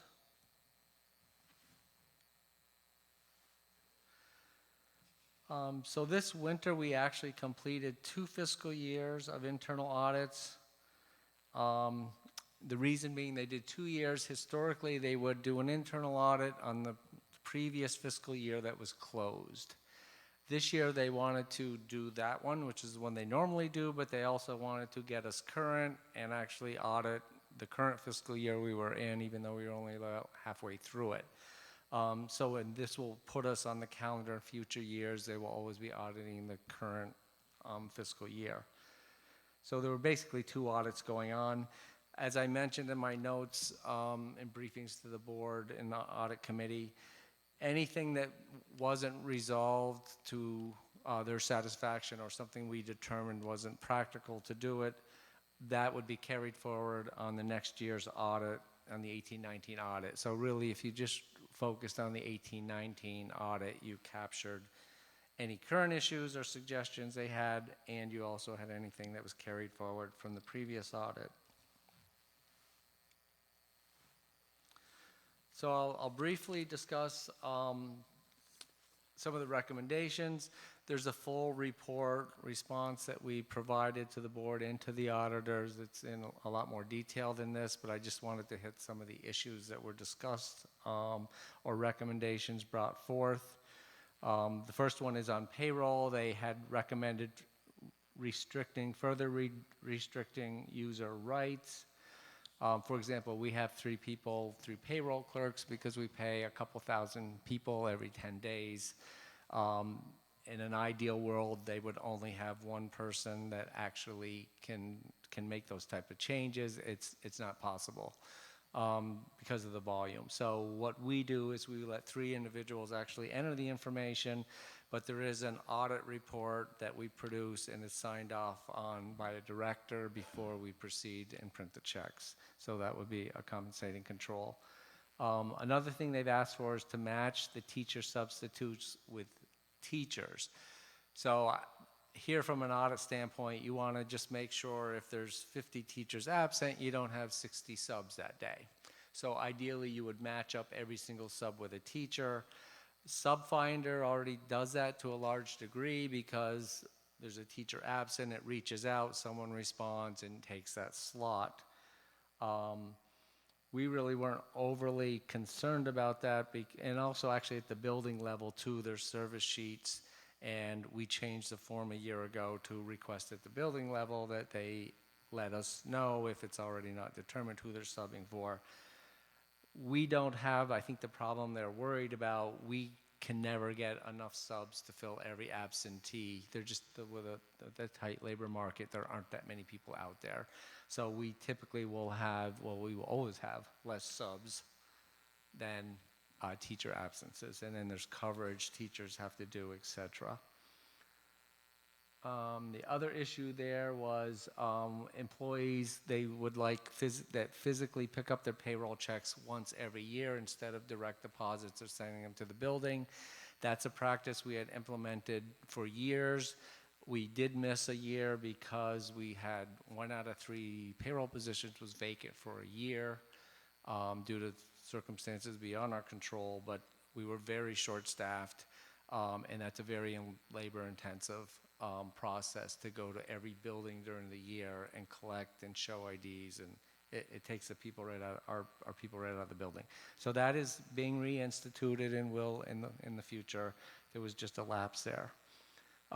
Cash disbursements, they had a suggestion of the purchase agent monitoring purchase without a purchase order. We, in our district, our side, have hundreds of people that actually submit claim reimbursements. We keep it, we are very strict, I believe. Anytime someone doesn't follow the process where they didn't have a PO up front and they should have, they are given an email from the purchasing agent saying you really can't do this. So I'm not seeing that as a very big problem. I know we run it as tight as we possibly can and give feedback every time someone doesn't do exactly what they're supposed to. Claim forms, that issue primarily was dealing with referees for sporting events. Both, sometimes it's district staff, a lot of times it's people on the outside in the suburban conference that are just assigned to games. My detailed memo speaks more to that, but we've considered different things that just aren't practical, like pre-numbered invoices. We have them submit. The problem is we never know who's out there, who's going to submit them.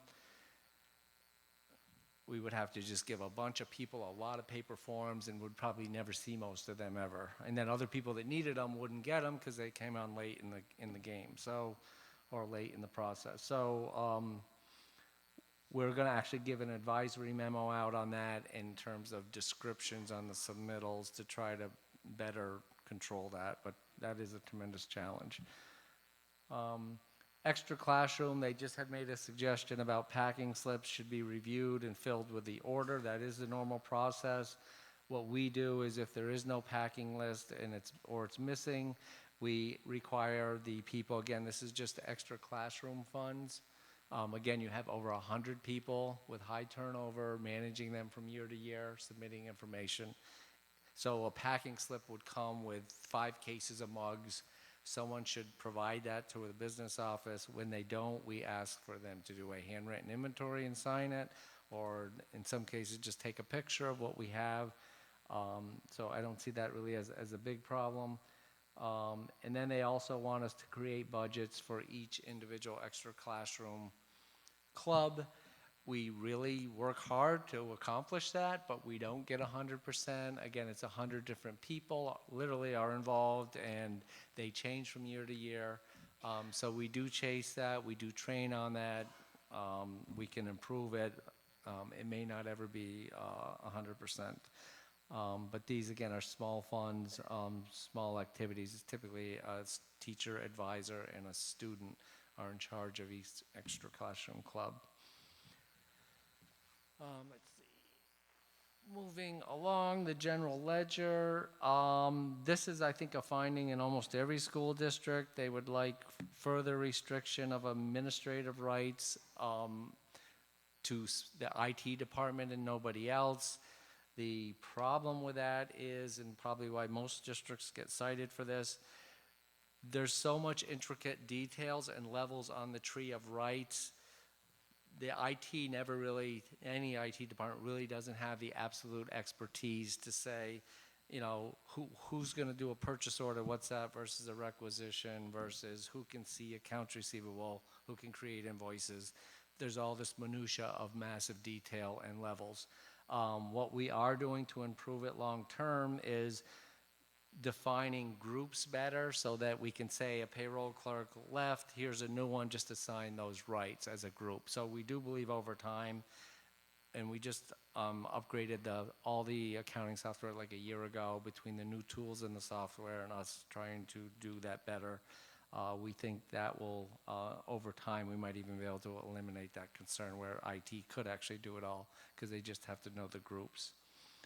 The claims auditor, they would like the claims auditor to review essentially payroll items that go between the trust and agency, which is primarily the grant funds and the general ledger. All of payroll for all funds is already actually audited by the external auditors. We'll look at that. We're still considering that. But again, it's kind of audited by another auditor anyways. Accounts receivable, they want further implementation of that, essentially create an invoice for every single thing that's billed. We are going to be able to do that. A lot of things were implemented, but a couple areas weren't, and I've spoken with the treasurer. We're going to be able to do that, so we should be able to have that removed in the future. Scholarships, it's calling for a couple of things, a standard donation form that has criteria and also a procedure, whereas we have some scholarships that were like in 1980. They were created with staff turnover over several decades. There are very few cases where the criteria may not be defined or no one has it.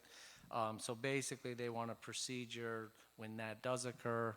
I don't think it will happen for any new ones, but we do have some lingering ones from decades ago to actually create a new criteria when we have no other options. So that we certainly can do that.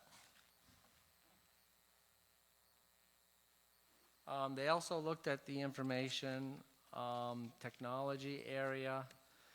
I did work with Mr. Baker on that. You were provided a one-page summary of responses to that. But in general, for the information technology issues, the responses are a combination of it's already in place, it's being introduced, it's under consideration, or there was one case where it was just deemed not practical. And again, when you get the ultimate best practices, sometimes it just isn't practical. Facilities use, we're actually having a retirement in that area. We saw that, the Audit Finance Committee saw that as a very good opportunity to have the auditors in, because if there were recommendations or changes, you can implement them with the staff transition. So we intentionally picked that area. In short, they want basically an overhaul of that whole activity, written procedures. We're going to automate it with calendars for each school, more business office interaction. One person was essentially, when someone needed to be billed, they would bill them and then the money would come to Academy Park, but they really want Academy Park to know that someone it was billed and owes money and track it that way, which is certainly a reasonable recommendation. So we will do actually have already started the transition and documentation process. We've already reached out to Mr. Baker's area in terms of turning on that module and setting up rights and all of that. So that's underway. So there you have it, the most recent internal audit. And they will be back this fall. And we'll do it again.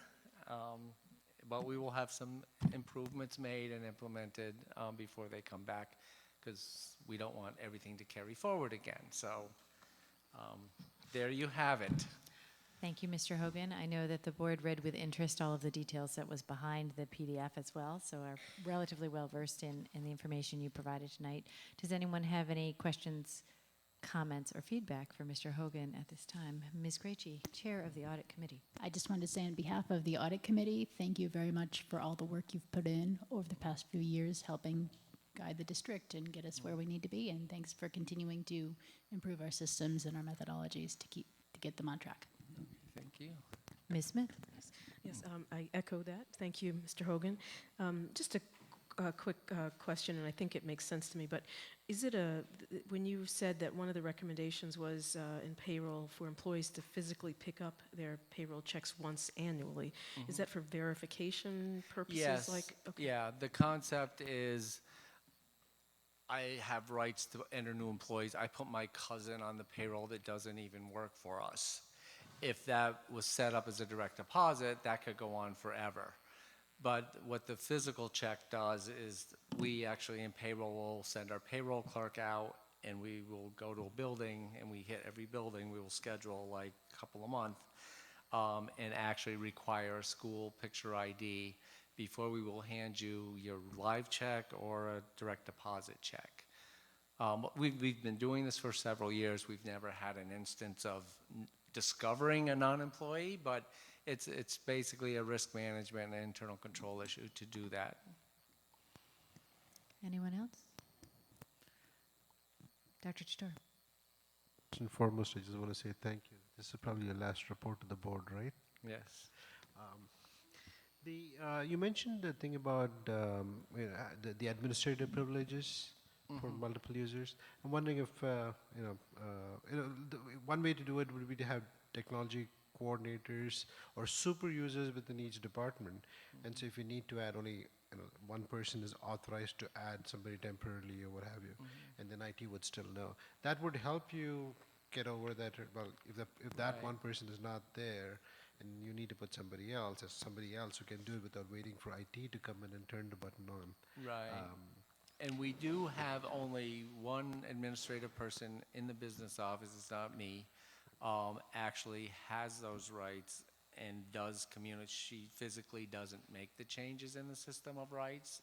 She goes through and then communicates to IT exactly what to change and where it is.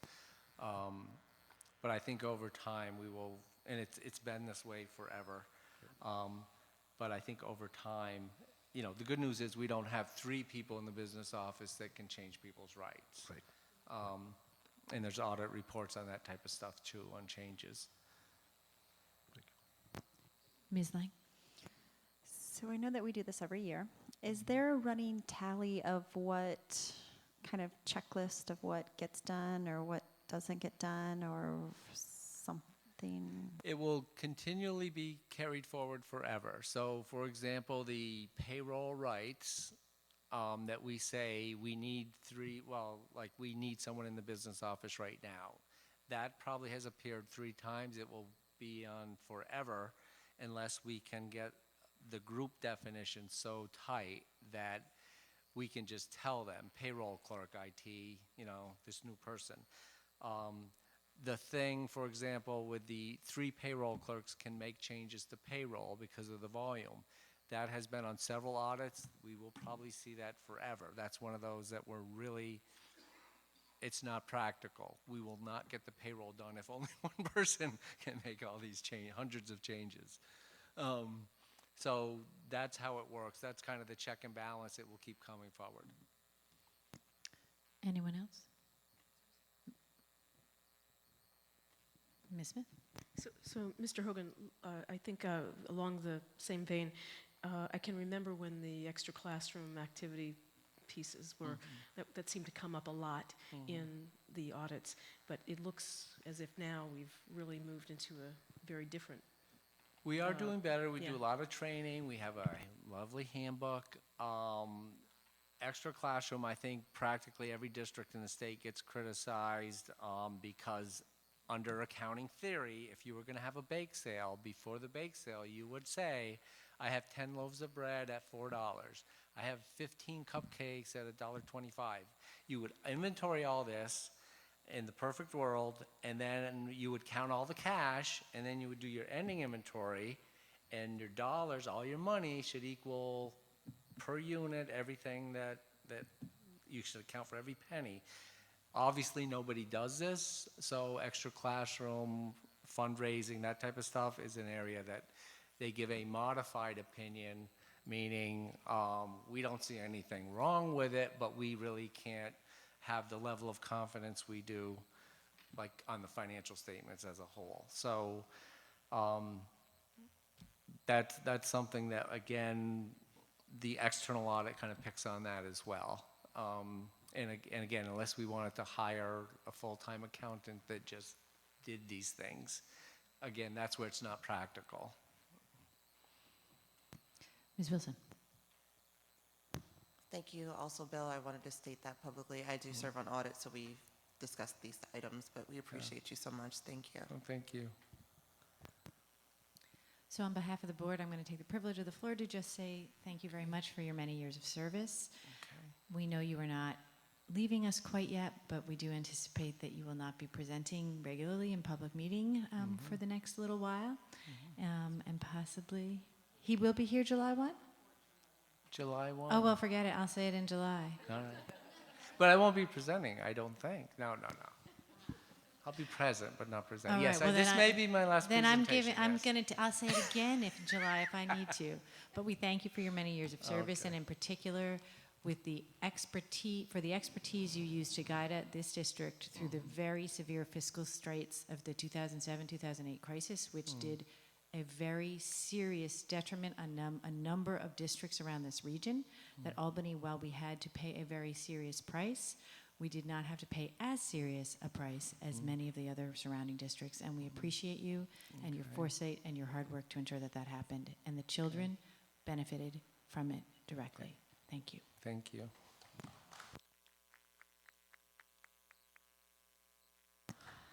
This brings us to the next discussion item, which is the curriculum and academic program reviews. So at this time, Ms. Bechtel and our instructional supervisor for health and physical education, Ms. Ashley Chappell, will share the information of our curriculum update. So thank you very much, ladies. Okay, good evening, Board of Education. I was thinking today that it really is an exciting time for curriculum and instruction. And particularly for me, I've been in this role for 6 years, and it has been an exciting journey. There's been a lot of changes over time.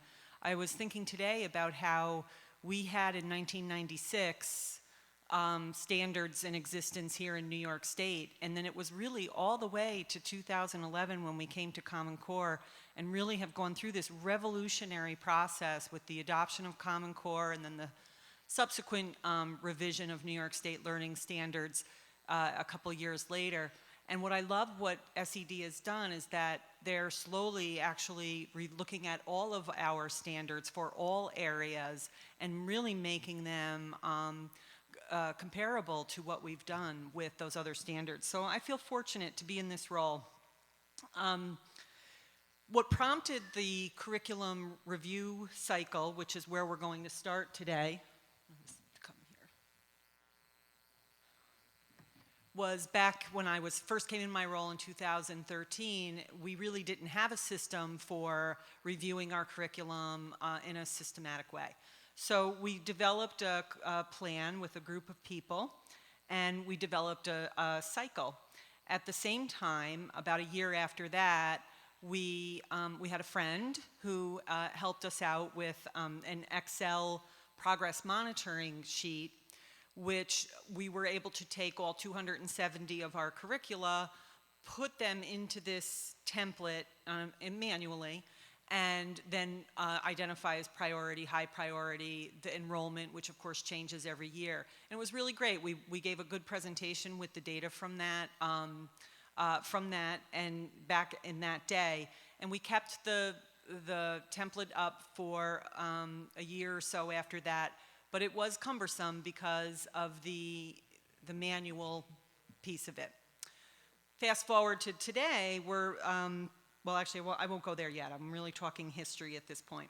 So last summer, as we were finishing up year 4 of the curriculum review cycle, we came together to begin the revision process, and we were looking at the plan, the cycle, and the rubric. We were entering sort of year 5 of the cycle. And so what that review, and that is actually, we ended up staying really focused on that, on the 5-year cycle. Actually, I'm going to talk more a little bit about that. I'm really trying to keep this historical here at first. So we began that revision process. We revised the plan, and we totally revised the cycle. And we rolled that out to the Curriculum Coordinating Council in early June and got some more feedback about our plan.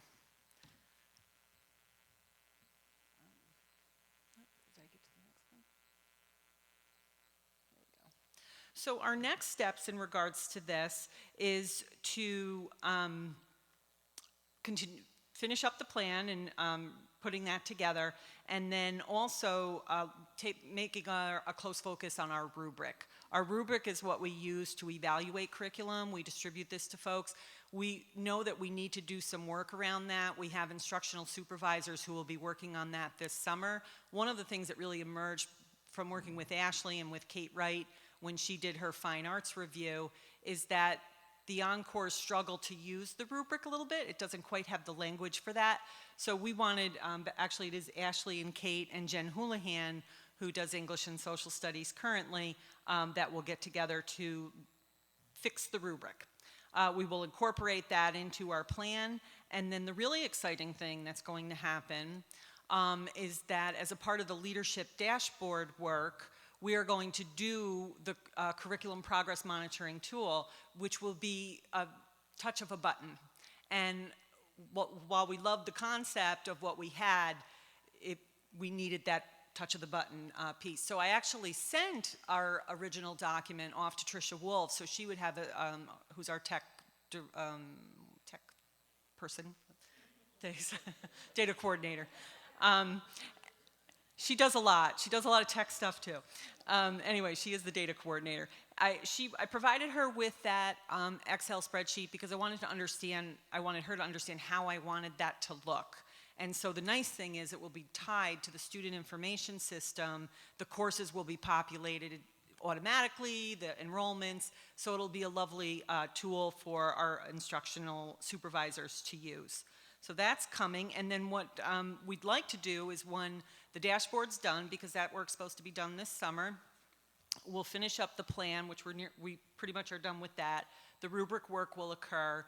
We will have a lot of curriculum writing happens in the summertime. We'll have that and a report ready, and would really love to bring all that work to the board in the fall and let you know where we stand with it.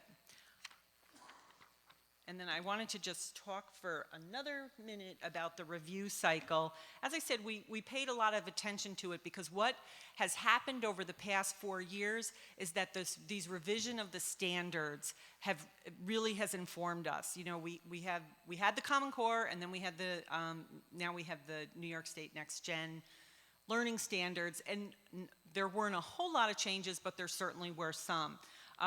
So we really needed to be responsive to that from New York State. And then we really spent some time talking late last summer about our actual status and where we were in the cycle, because 5 years is a long time. And it's good that we have a system, but it's also good to be able to take this really dynamic process of curriculum and have the opportunity to say, you know what, I think maybe I'm actually kind of in year 3 and not year 4. And so we went through that process with all the stakeholders, and then we balanced. We had to balance that schedule so that we didn't have 5 curricula that were going to be the focus of school review in a single year, because it's important that it happen in a cycle for, just for funding. So that actually brings me to health and PE. When we sat last summer doing this work, and Ashley had just come on board as the instructional supervisor for health and PE, we thought, and Ashley agreed with us in her newness, that it would be a great idea for her to do a review of the PE and health curriculum and move her to year 1, because there was no better way to get acquainted with the comprehensive K-12 programs than to engage in this work with the teachers. So Ashley, being the personality that she is, she said, yes, I'm ready to go, and dove into the process. And now she's here today to really, our purpose here today is for her to really talk about the health and PE curriculum and the results of her review.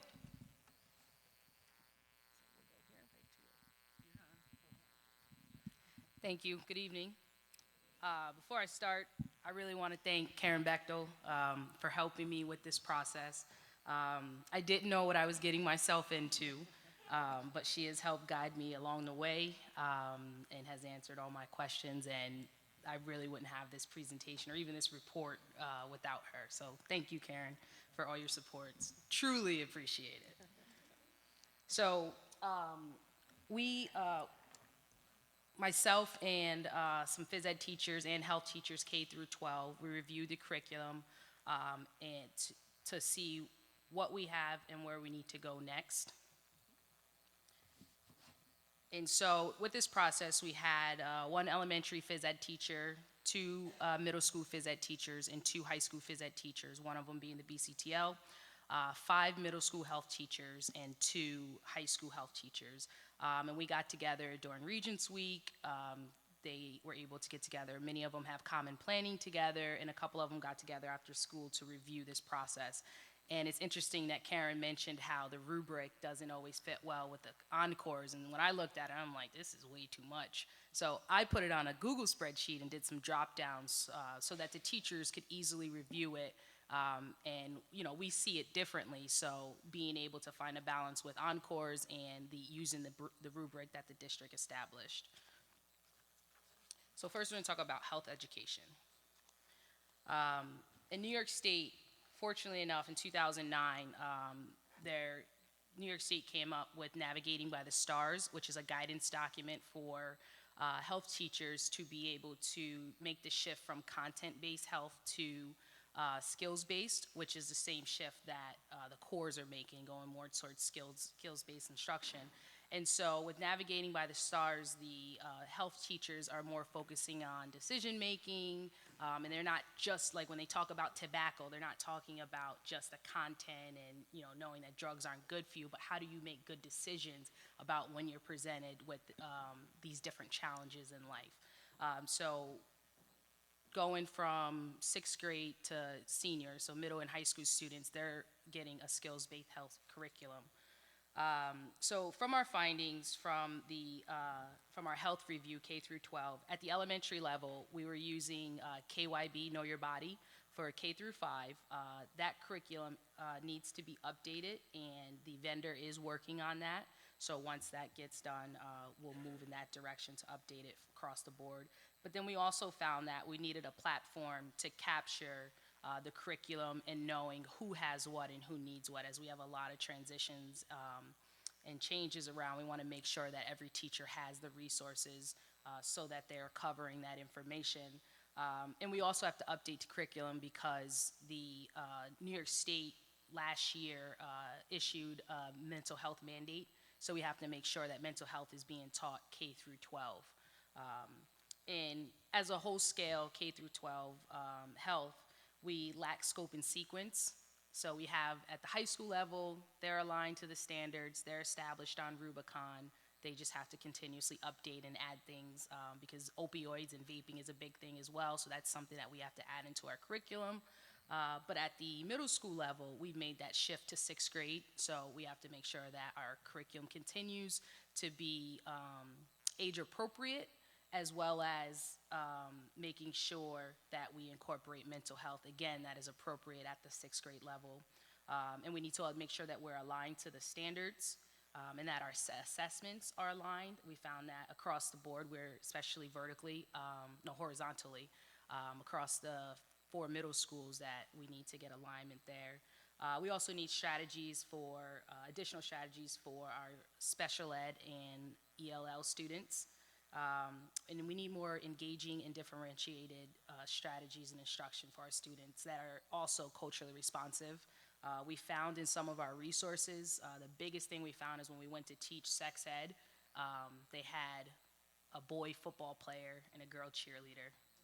So of course, that became a big issue. And what I liked the most is that because we were having this conversation about being culturally responsive and equity, the teachers were able to say, hey, I don't think we should be using this anymore. And so that's the direction that we want to go. We don't always want to have to be the administrator or person above saying this isn't appropriate. We want the teachers to be able to recognize when our resources are way outdated and need to be updated. So those are things, some of the findings that we found within our health curriculum K through 12. So some resources that we'll be able to use, there's Health Smart, ETR. A lot of other districts use it. Buffalo uses it, as well as with teacher design lessons. So Health Smart is K through 6, so we could use it there. And then the Know Your Body curriculum, once it's updated, will be used K through 5 as well. So some of our recommendations would be to create and align the curriculum K through 12 with the committee that we have. And the health committee is very small. We just pretty much have every health teacher on it because there's only like 7 of them anyway. We will prioritize to the standards, again, to make sure that we are hitting the skills base. And that's going to be probably the most challenging at the K through 5 level because, again, they're not health teachers. They're classroom teachers who are trying to add something else to their curriculums. And then we also have to collect the curriculum and get it onto Rubicon, and that's K through 8. That needs to be on Rubicon. And we have to create common assessments at the 6th grade level. Again, developed engaging and differentiated instruction, identify strategies for our SPED students in ELL, and then the biggest thing is professional development. We started in May of this year, May 21st, we brought in, I think it's Mahaney's, the Mental Health Association of New York. They came and did a presentation on the 21st, gave us the resource document, kind of talked about what some people are doing around the state. They're coming again on June 27th to do a second part of their PD for our health teachers to really make sure that we have a grasp on what we should be teaching kids about mental health from, again, K through 12. And that will help in our process as that's going to be one of our first units that we rewrite or write is going to be the mental health to make sure that we are giving the kids the best education. And so on other professional developments that I'd like for our teachers to take advantage of, you can go to the next slide, the implementation, is we have a state conference, New York State AFERD, Health, Physical Education, Dance and Recreation. They have a conference at the Turning Stone every November, so I'd like to be able to send about, it's enticing, right? Go to the Turning Stone, have some fun learning about skills-based health. So there's a lot of great sessions there. I went to a few, being new to the health world, because I've always been a physical educator. I learned a lot from there, especially with, I didn't realize what we do as adults is called resilience. So when we say this too shall pass, that's resilience. And I learned there was a teacher from Boston Spa. She had her kids make little index cards, and they wrote their quotes on it, and she gave it out during Regents Week. And I was like, that is a great way to teach resilience. So having our teachers see what other people are doing, as well as seeing where they fit in. I want our teachers to see where the bar is set, and then make sure that, Albany is there and above, and making a name for ourselves. And then in April of 2021, I'd like to send them to the national conference, which that was the best experience I could have ever had. I went this year to Tampa, and there I got to sit with nothing but teachers of the years. So teacher of the year from Massachusetts, from Iowa, California. It was amazing to see what they're doing. And again, we're all on the same page of skills-based health, but their engaging activities are amazing. And to see what kids can do when you give them a task and give them the opportunity to do something different and not making everyone do the same thing. So differentiating our instruction and our assessments. So I want to be sure to get our teachers out there again so they know where the bar is and where we need to go, and to learn some of the best practices that are continuing being taught at these conferences. So from now until next spring, we'll work to align the middle schools as well as the high school 6 through 12, and we'll focus on if they need additional, I'll get feedback from them if they need additional PDs on mental health. We'll focus on that. And then from the summer of 2020 to the summer of 2022 approximately, we'll continue to develop our secondary curriculum and getting it on Rubicon. And again, attending these state conferences and national conference. But the one in April is in Boston. That's as close as we're probably gonna get. So that's the one I wanna make sure that we get the most phys ed and health teachers there to get that experience. Now we'll move on to phys ed. You see the wonderful pictures. We got lacrosse over, that's a kindergarten class over at Spa playing lacrosse. We got the pumpkin run over at Hackett, and then cricket being taught at Albany High School. So in phys ed, we started with the New York. Ms. Chapel, just one sec. Do you think we should stop and do questions about health and then go on to phys ed? Would that be? Sure. I think it'd feel less scattered that way. Is that okay with you? Cool. Would that be all right? So does anybody have any questions about the health presentation so far? Ms. Krejci. I just want to say thank you for a great presentation. I was lucky enough to hear it during the curriculum session, and you're a great public speaker, so thank you for that. Thank you. I did have one specific word of praise for the priority of mental health, because we've been doing so much in this district on socio-emotional health that I think explicit training for kids of, this is what mental health is, this is what various situations are and how to deal with them, is fantastic. I did have a question, and it was, has any thought been given, I know some parents have mentioned they want to know if there's a possibility for doing middle school health through APEX because of the problem with transitioning. Has any thought been given to an online health curriculum for middle schoolers? Not for middle school. We have a couple of alternatives for the 8th grade health issue, and actually our parent was very knowledgeable about that, which was the summer school and then the health at lunch. I believe I've discussed this with Kent and with Lori, and at the middle level, it would be challenging to run an online health course at that level. What I do want to do, and have wanted to do, is really investigate how we do online or blended learning, really. I don't really want to call it online, I want to call it blended learning, where there's face-to-face contact with the health teacher and students at the high school level. And that will really relieve, could relieve schedules, and it could really provide an opportunity for a different way of looking at health and doing health. But that's for the future. The middle level, we're feeling that that's not an appropriate space to have the online component. Okay, thanks. Ms. Smith? Thank you. Everything was very clear and organized. I loved it. I had a question, and again, I don't know the health or standards at all, really, but I have a question about.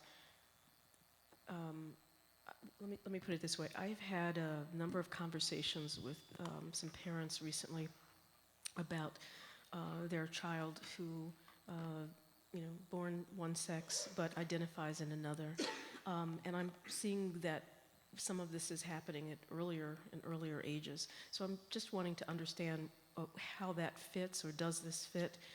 How do we deal with these issues within the context of health education? So K through 5, that's something that we're going to look at, because again, the resources we have is very outdated and it is being updated. But at the 6th grade level, that's included in our sexual education unit. So resources that we found is there's a gingerbread man that one of the local organizations created, and we get more content based in this, where we give the kids the definitions. So we found videos that explain, I believe it's LGBTQQAI, then A? IA, and there's maybe 1 or 2 extra letters, but the video goes through in the most appropriate way to explain what each letter stands for, and how there's allies and questioning. So it is talked about in health class in their sex ed unit, and also the difference between sexual orientation and and gender, because that can be confusing as well. So we do cover all of that in the health curriculum, as well as at the high school level, of course, as well. Ms. Lang? So you'd said that the elementary was kind of out of date. I was wondering, my daughter just went through the 5th grade health. Is that? So that's the talk. That's the talk. That's what right. I call it. So where they do the boys and the girls, and they talk about puberty and stuff. It's more puberty than Yes, anything. And my question was, is there training that are given to the teachers for these videos? Are all the teachers kind of doing it differently? Are they saying different things to the children? Or how does that really work? One of the statements was said, don't talk about this with the boys, it's none of their business, which, okay, I understand where the teacher's coming from, but it is their business if women have their periods and know how to talk about that in a way that we feel that they're appropriate. And so I'm just kind of wondering, what is the message to the teachers that they're having them watch these videos, or the responses that they're getting, or the questions that they're getting? I was kind of curious. So at the 5th grade level, it's taught by the classroom teacher, not the health educator, because I actually got to, I did a walkthrough myself and the principal, we came in during the sex unit, so they were going over puberty for both boys and girls, with boys and girls in the classroom, so it's a lot different. And it's very open and honest conversation that they have with the students. I'm pretty sure that we need to do some updating, but we'll have to figure out how can we because we'd have to get this message out K through 5. It's not just a particular school. It's not like we have the health educators teaching these classes. It's the classroom teachers. So hopefully, again, with this updated KYB curriculum and us reviewing and knowing what aligning it to the standards, what kids need to know, we can have those conversations about how important it is to know about both. And that's Yeah. And they were separated. And Yeah, I watched that's- both. I ended up watching both videos at home just to see. And I thought it was informational for the girls and the boys to watch both of them. The girls should kind of know what the boys are going through. The boys should really know what the girls are going for. And I thought that comment was just kind of out of line with what it was that we were trying to have that open conversation to say it's none of the boys' business. It is the boys' business. Yeah. No, we'll definitely review that moving forward. Ms. Wilson, I'm going to try and give everybody one before we go back a second round. Ms. Wilson? Hello. Greetings. Question, well, first, I really loved your example about the grit and the resilience, because I think more importantly than just talking about these sort of things, sort of fostering or cultivating the mindset and the tools is very important. So that's very appreciated. And additionally, along the lines of Vicky's point, I think more importantly, we have opportunity to sort of spread information and teach inclusion and tolerance. I just had a question also if, and maybe I'm getting into the weeds, but I'm wondering if you have an element of body positivity incorporated into the health discussions. It's interesting. The high school health teacher just talked about that today, about how can we, because I guess they gave the kids a survey at the end of the year and wanted to know what they wanted to know more about and wish they should have learned more about so we can improve. But that is something that we can definitely dive into, but I'm not sure if that's exactly in the curriculum, because when we're talking about the standards, I know that they do cover eating disorders and stuff when they're doing their nutrition unit, but that is something that we should definitely work to include and make sure we have those positive messages. And I think that also goes along with our being more culturally responsive as well. Yep.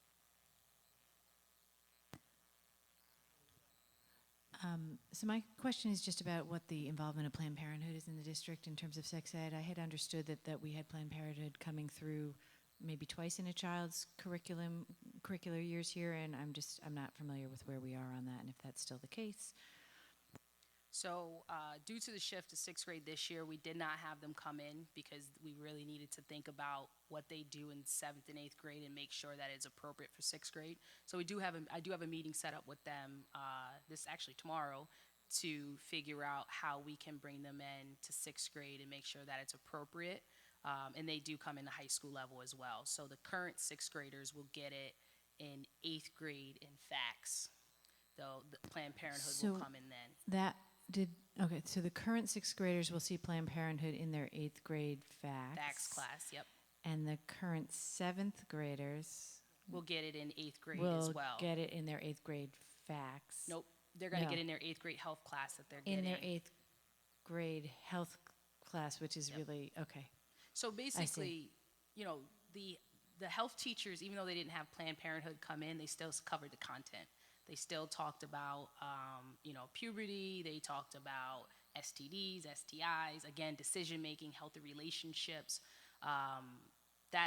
They still covered those things. They may have not showed the same videos, and we didn't do the demonstrations that Planned Parenthood typically does, but we did make sure that we still covered the content.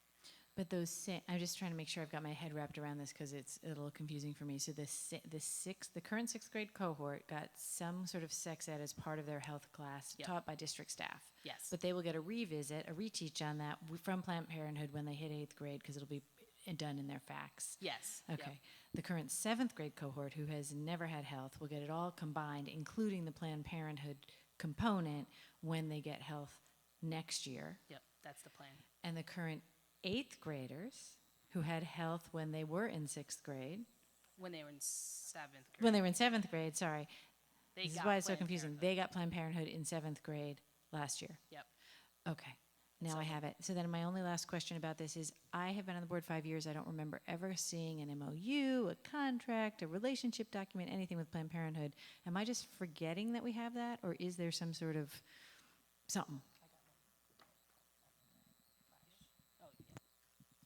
I think Ashley's saying, yes, we have something, but we'd have to look into that, see if there is an MOA. Thank you very much. And then they come back in 10th grade, right? And everybody gets in high school health, whenever you take health, you're exposed to Planned Parenthood at that time, which I see. Okay. Yes. Thank you very much. That's extremely helpful.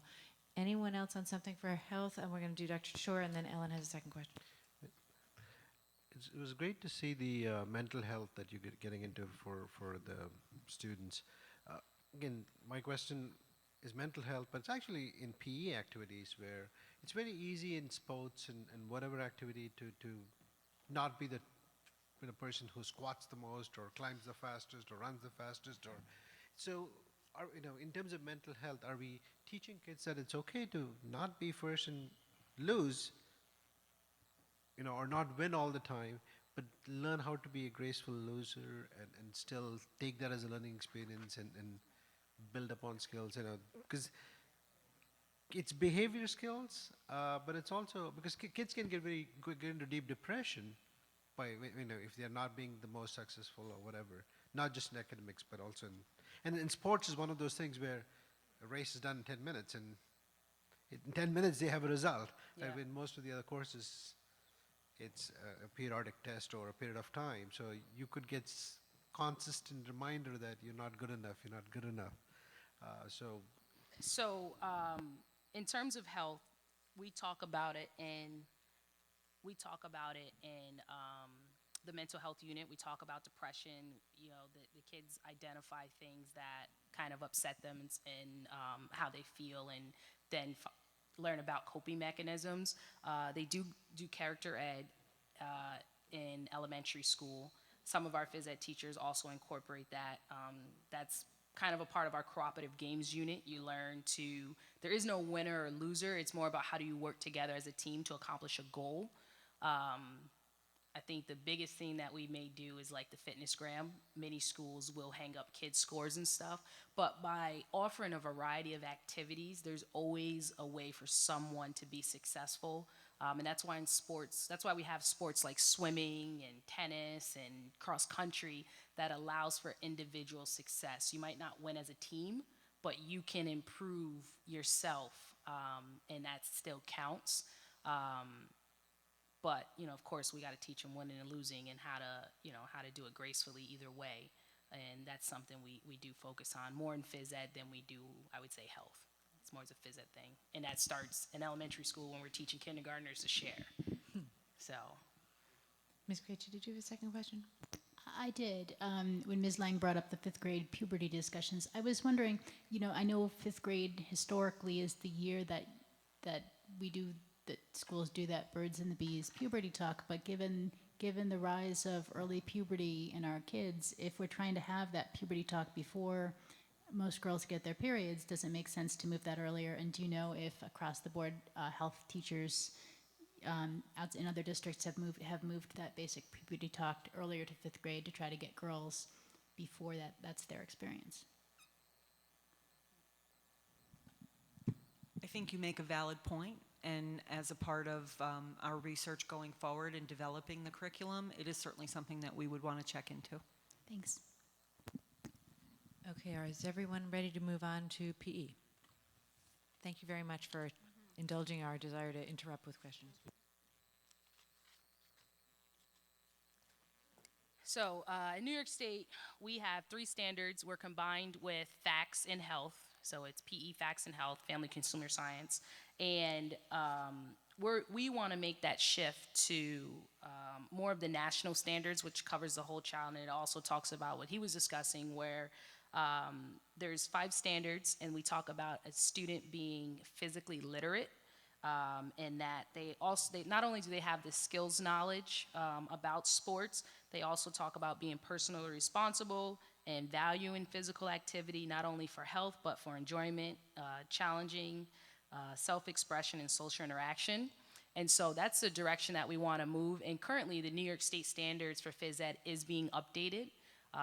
It's in its draft form right now. And so us administrators and phys ed teachers all agree that our New York State standards should be more in line with the Shape America national standards, because that focuses more on the whole child. Our current standards, we have 3: skills, safety, resource management. That doesn't cover the whole child. And so thankfully, New York State, just like they did for health, provided a guidance document. We now have a phys ed guidance document, which will get us in between. And the goal is so that we get aligned in our district K through 12. So if a kid goes from Toast to Giffen to North Albany, they're not getting basketball every single time. This will allow us, using that guidance document in the Shape America grade level outcomes, that allows us to find out where that child is and make sure that they continue to get an education, no matter if they're in our district or some other district in New York State. We will be more aligned in making sure that they get a whole education. So our shift is to use that guidance document, as well as our priority standards will be the national standards for physical education, which also focus on lifetime fitness, which is our major goal. So our findings for our review, at the elementary level, for grades K through 3, we do the 6-minute-a-day workout. We found that needs to be updated and provided with some new resources. At the high school level, we need to update our curriculum map and pacing guide. And overall for phys ed K through 12, our findings is we need a scope and sequence. Kids are being offered and doing different things in different elementary schools and middle school and high school. They're not getting, the whole experience to make sure that they become a physically literate person. And so we will need a K through 12 scope and sequence. We need a platform for the K through 8 curriculum. We also are unaligned to the standards. So Shape America has done an awesome job and came up with grade level outcomes, K through 12. And so we will be reviewing those next week on January 27th, June. It's late, it's 9:22.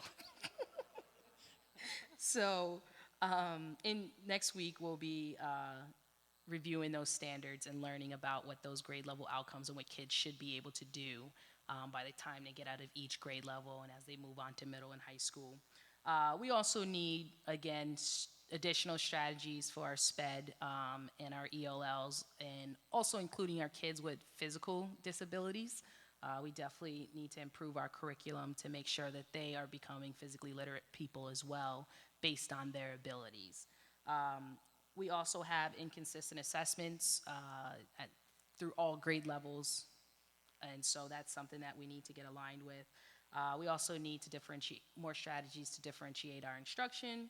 Again, making sure that we're culture responsive in our practices and what activities and stuff, and we're working and we're getting there and we're trying, but it is an area that we should improve on. And just like health, professional development, I want to send at least 2 teachers from each level, elementary, middle school, and high, to the state and national conference. So again, they can see what the national teachers of the years, the state teachers of the years are doing, what the best practices are, how people are managing their classroom management. And my true hope is that we will have some national teachers of the years and people, because people want to see what we're doing in urban ed. Kids are successful, and if you can get your kids to be successful, I can get mine. I just need to know the strategies. And so I really am trying to encourage many of our teachers, because they don't realize they're doing some awesome things with our kids, especially like the cricket. Like, I'm so glad in the district we get around to take those pictures and people can see it.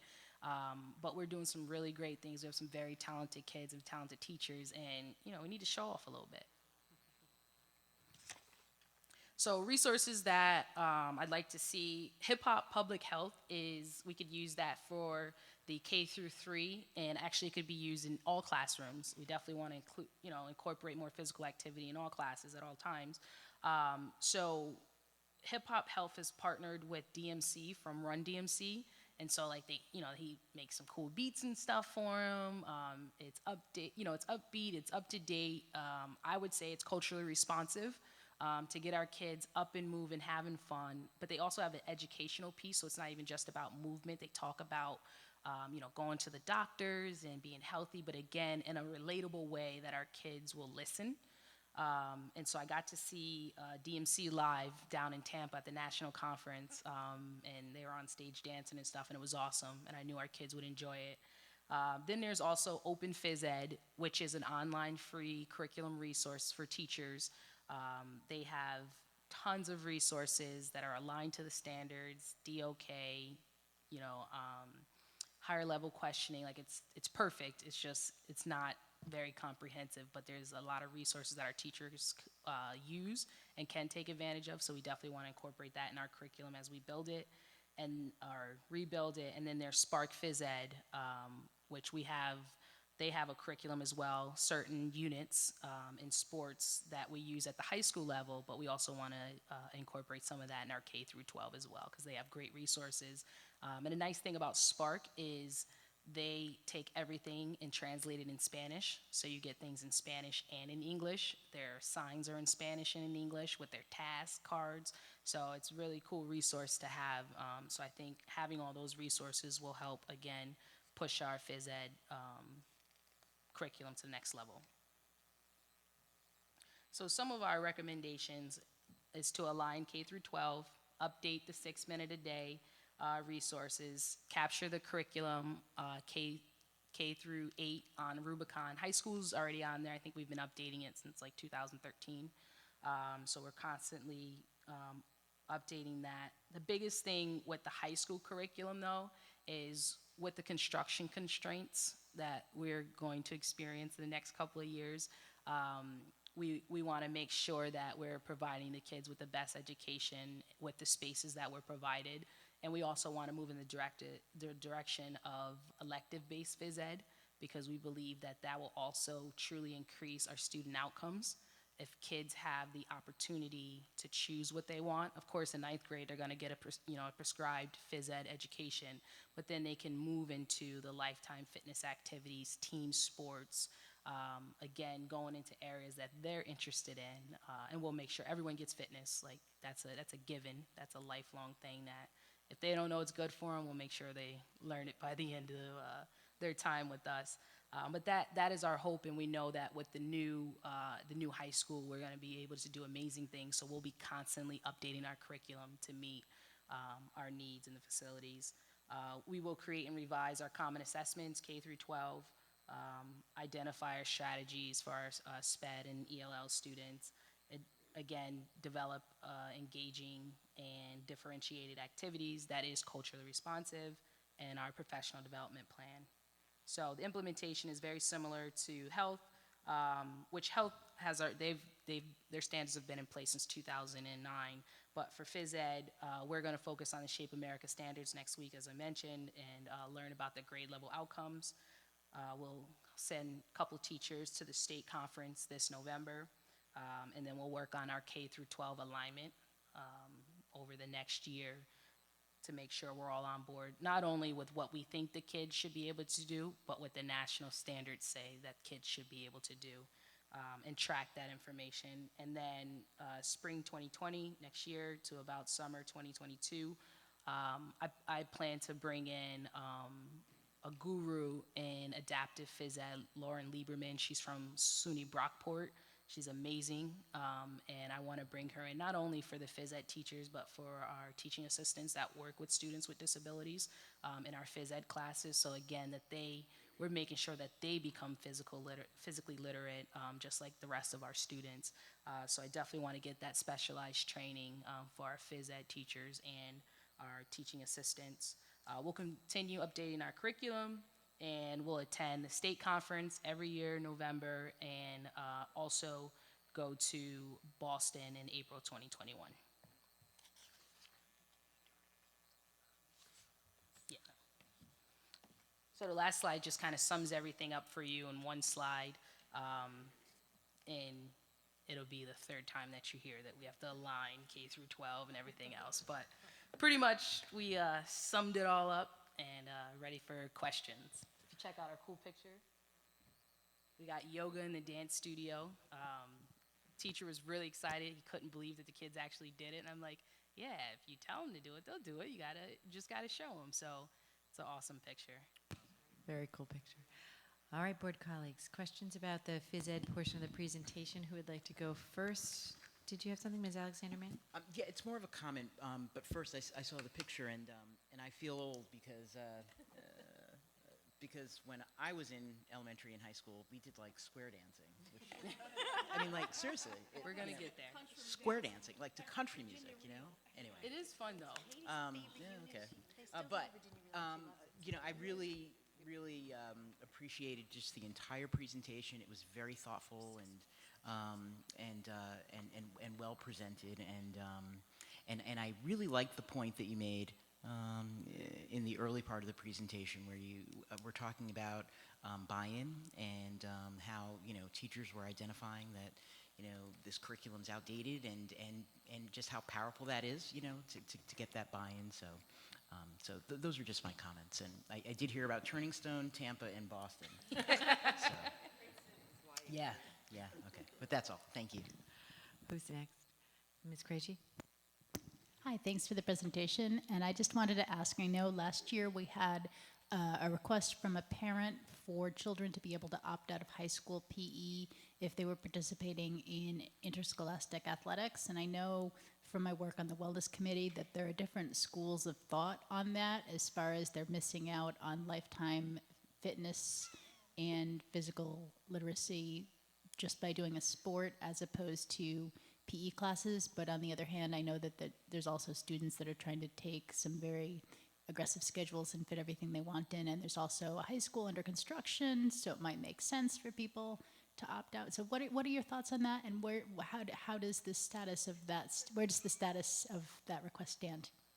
So I have my personal opinion. Obviously, I'm a physical educator. I am a resident of Albany. I am an alum of Albany, and I play basketball for Albany. So you probably know how I feel. But as a supervisor of health, phys ed, and athletics, we formed a task force to discuss that, and we are in the works of getting that in place for possibly just seniors, varsity senior athletes, or even 10 through 12. Some schools do 10 through 12, but definitely not freshmen. So we are in the works of getting that going. Thank you. Just a quick follow-up question. Do we anticipate that for the fall season for this coming year? I don't think so. We'll have to keep you posted on that, on the outcomes of the task force. I do not know that we're ready for the fall, but we'll send something in the update. Now, because fall, I don't know if you guys know, but April 19th starts the fall season. We have not April, August. I told you guys, it's late. Too late. Gosh, it's 9:33 now. It was 9:22 last time. Right, but the question about gym wouldn't pertain until they came time for the school year to start, right? Physical education. Physical education, I apologize. It's all good. Yeah, we will follow up again with to see where we are in that process. But we did have a task force. We did come up with a recommendation of how we can move forward. But again, I've been on a lot of task force, and it's 9:33. I understand. Thank you very much. But we will follow up. Next question, Ms. Lang. So I was wondering if we could talk swimming for a second, especially in the middle schools. Yep. Is there a lot of students who opt out of swimming for the duration of those 6-week swimming classes? And is that something that, is detrimental to their grade or passing the class, or how are the numbers there with children opting out of those swimming classes? So there's no children here today, right? Luckily, at the middle school level, they don't really protest. Like when the teacher tells you to do something, you just kind of do it. You don't, now again, we do have some that, they pull the tricks, the old trades and stuff. But luckily, our phys ed teachers have been very cognizant of our issues with swimming. And so they don't do 6-week long units. They might do 2 units, get out, get back in, get out, and get back in. Like Hackett, I know, once they're done with their swimming, they get back in and do a water safety unit. So that's more fun and different than just learning strokes and stuff. So by them separating it, I think it helps the kids wrap their brain around like, all right, I only got to get through 5 days, or in 2 weeks, that's 5 days, compared to 6 weeks in the wintertime, so care, just being wet all day. But the goal is at the high school levels to bring swimming back, to have that as an elective, because we have kids that want to swim. They don't even know we have a pool because we haven't done it in so long. And we want to be able to offer more kids that ability to get lifeguarding. Like that's an ultimate job to have. You make a lot of money being a lifeguard. And we're always looking for lifeguards, so we can always, that'll help with our employment and keeping our second grade swim program alive by having those kids who graduate. We already know that they have that lifeguarding certification. So it's not that big of an issue at the middle school level. Anybody who's next? Ms. Smith? I just have to do another kudos for swimming. The lifeguarding has been Sarah's primary, employment since she was 15. Yeah. The other thing is I have seen her work with youngsters with disabilities, and it seems to be almost like this is probably the wrong terminology, equalizer. Once those children are in the water, they are taken off, and the confidence that they have had, and the encouragement, so that I know that is at least perhaps one sport for many where it helps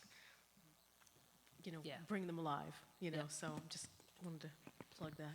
And I'll mention we have been able to be inclusive in bowling, and we also have our unified basketball team. So again, we can be more inclusive and provide more opportunities to our students with disabilities. Dr. Chatur. I don't know if this question is relevant to this particular issue, but in my opinion, I think it's related, so I'm going to ask it anyways.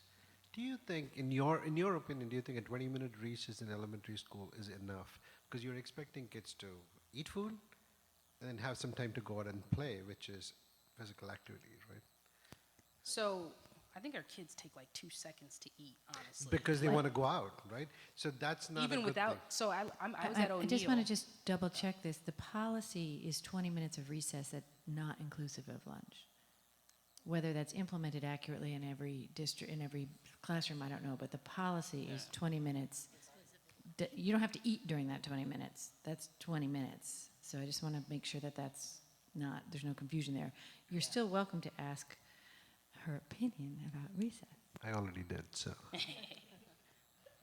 We did provide recess packs to a couple of schools this year so that they could have some equipment.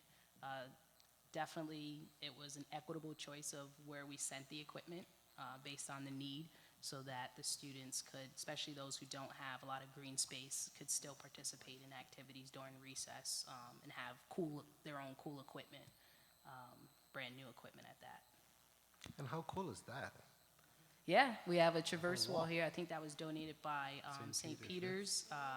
Montessori has one. Ash has one. So the goal is to keep partnering. So even if with it's people. raining outside, you can do stuff inside. Yep. I actually witnessed a unit on that, so it was cool. Anyone else for a question? Ms. Wilson. Just very briefly, I'll take my time to say thank you, both of you actually, but I had the privilege of sitting in on your curriculum meeting and seeing this process, the evolution, and this product was excellent, and so many people have stated you're an excellent presenter, so thank you very much, Ashley. Thank you. Ms. Adams.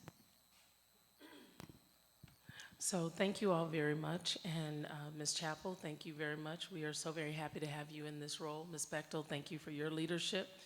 But I do have to just state a few things that I know are obvious, but I think I am just compelled to say it, especially as we talk about physical education and health. I think Ashley has been a visionary and a leader in this way. She is a member of our CRE facilitators, where she has worked with Ms. Sanders through the training of our teachers and support staff and administrators with CRE. You hear that terminology coming through in what we are doing in our physical education and health curriculum. While it may not be explicitly stated in the standards, we are still embedding those things as we go along. So you're seeing those connections of what we are looking to do. Her focus on delivery of instruction and quality instruction as ensuring that our physical education teachers specifically see themselves as deliverers of quality instruction. There are academic components to physical education, and being able to help our educators understand that balance is absolutely a strength that she brings to the table. And then I've had the opportunity to walk classrooms with her and to observe her work with our physical education and health teachers. And I will say to you that the conversation is about what she has learned and how she is applying that learning to what we are doing every day in our classrooms. And so I just feel compelled to make sure that that is explicitly stated so that you clearly see the gift and the talent that we have here in helping to reshape and move forward in a quality physical education and health program. So thank you, Ms. Chappell. Thank you. Thank you. Thank you so much. Thank you. So the last topic of the night is the District Comprehensive Improvement Plan, otherwise known as the DSIP.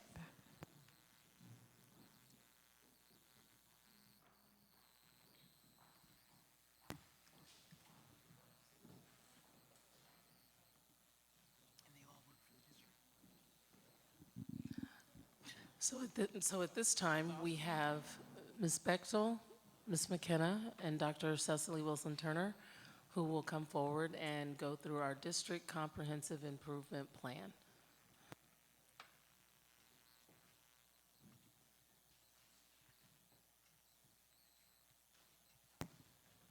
This will be the first or the third time I say good evening, Board of Education. Good evening. Okay, so I'm here tonight to talk about the District Comprehensive Improvement Plan. What I really love about the process of building the DSIP is that we truly start at the ground up. We work with the schools. We do these school reviews all year long. They're either conducted by state ed or by these two lovely ladies next to me, the assistant superintendents. We partner together with other district administrators and go in and do the school reviews using the DTSDE rubric, come up with recommendations for the school, and then we take those trends that we're seeing across the district to help inform the DSIP. So it's really the process of how we do this. It's not a top-down process. It is really a school process that comes up. The development of the DSIP, the actual DSIP, begins in cabinet, probably I would say back in March, when we start looking at those trends, analyzing those trends, and thinking about our next year's DSIP. This year, again, because we feel very much that we're doing the good work, we made moderate changes to the DSIP from 2018, 2019, and based on the school reviews. We identified stakeholder groups and contacted those folks to come in for 2 meetings, but there were actually several meetings above and beyond the 2 large group meetings where folks came together and created those needs statements and the SMART goals. And then we honed those needs statements and SMART goals and created the action steps underneath those with the directors and supervisors, with cabinet, keep revisiting, coming back, revisiting until we came up with our final document this week. And then we're here tonight to present to you. So the trends, as they have been in the past several years, is really about systems. And we continue to hone our systems in the district to make them stronger so that we can rely upon the system and make things work the way that they need to work. There's also the use of the data protocol for school improvement, and that is inclusive of progress monitoring. We really, last year, identified distributive leadership. We focus very much with the schools that it's not just about the building leader. It's about the teacher leaders. It's about all the leaders in the building and how, as we distribute leadership, people can take ownership and responsibility of pieces, and then we get the work done collaboratively. That's something that we continue to want to work on. It's about curriculum implementation and having that standards-based, vertically aligned curriculum and cell curriculum. This is sort of a new acronym. At one point it was social emotional developmental health. State ed has shifted to calling this social emotional learning, and we all really like that. We think that that actually reflects what it is that we're trying to do with students. So that curriculum as well. We continue to be focused on best practices. We have the CSDA instructional framework, which really encapsulates best practices, and our CRE focus. And we continue to work on that and rolling that out. And then it's really about collaboration and communication. And that really brings me to the tenants. I don't really want to repeat myself, so tenant 1, just briefly, sort of that embedded use of data. Tenant 2 is the distributive leadership. Tenant 3, curriculum implementation and development. Tenant 4, which is on that next slide, is the CSDA instructional framework and using that as a basis for how we're doing instruction in our schools. The systems for SEL, for social emotional learning, and then how we're communicating with our families about school systems and student data in order to be effective there. And then my final slide here is the timeline. We're having this discussion here tonight at the June 20th board meeting. The DSIP will be a board action item at the July 1st meeting, and then we will submit the DSIP to New York State Education Department on July the 2nd. They moved, SED's moved the deadline this year from the end of the month to the beginning of the month, so it's been a challenge. And I do want to say in the actual Excel document, I know that there is I list the names of all the committee members, but their signatures aren't there. I do have a signature sheet that will come with this document when you vote on it in a couple weeks. And that's it for us. We'll take your questions.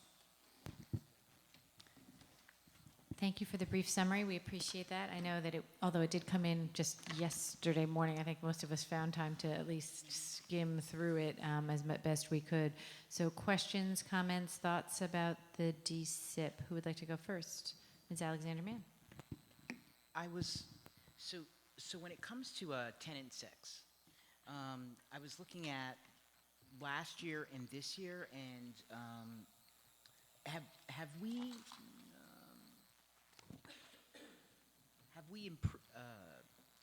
in the last year, how have we done in terms of parent and community engagement?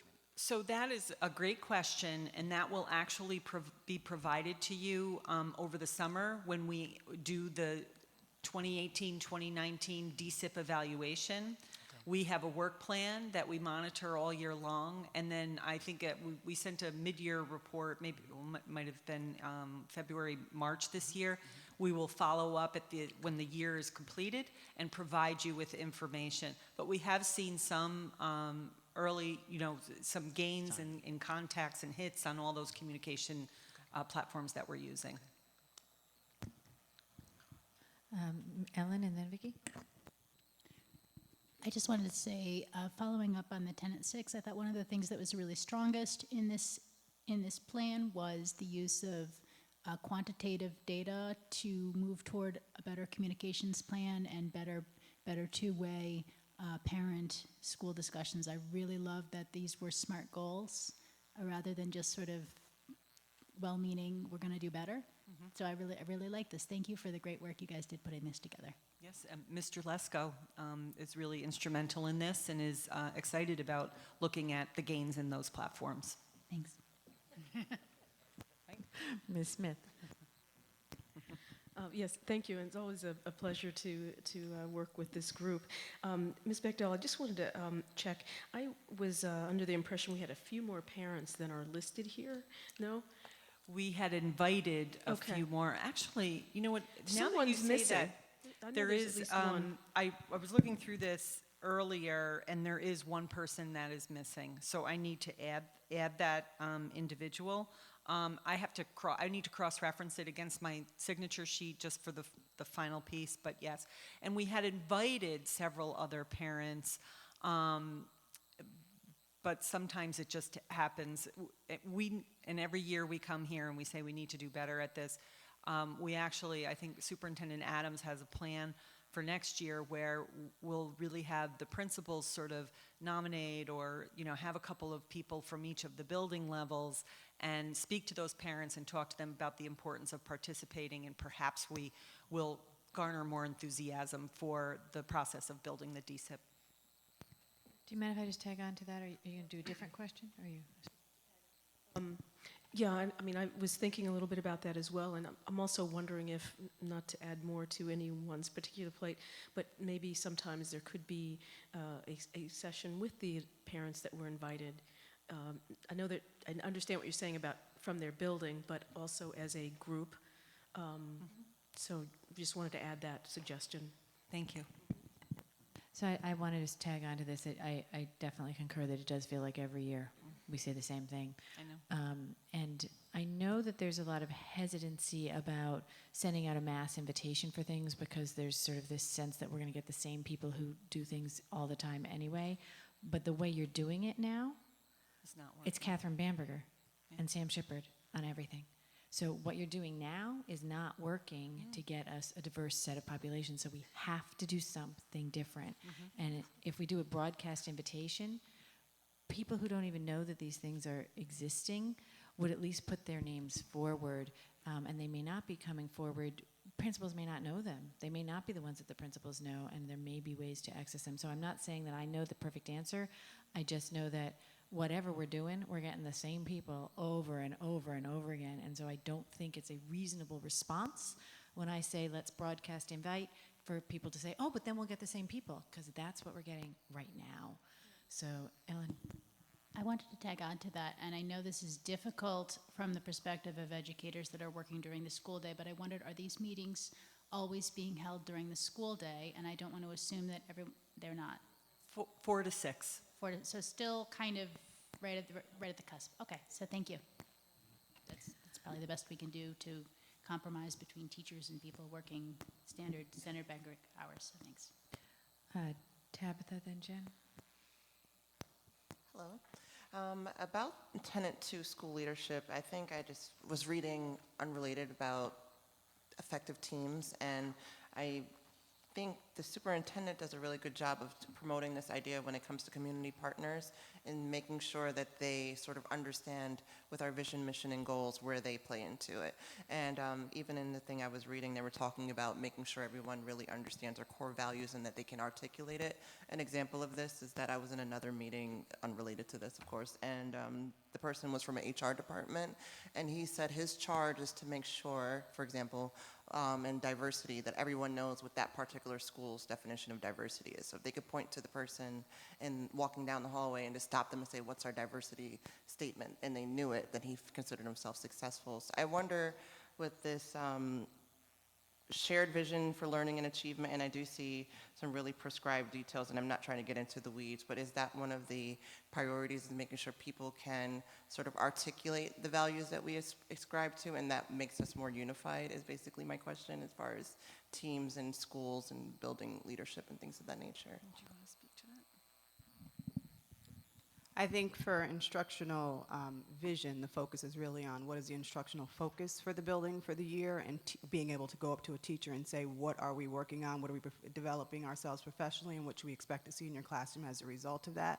And so when you all receive the SEPs later this summer, you should be able to see where buildings are beginning to articulate, these are the 3 concrete things that we are going to do as a building that you're going to receive support in, that we expect to see delivered in your classroom.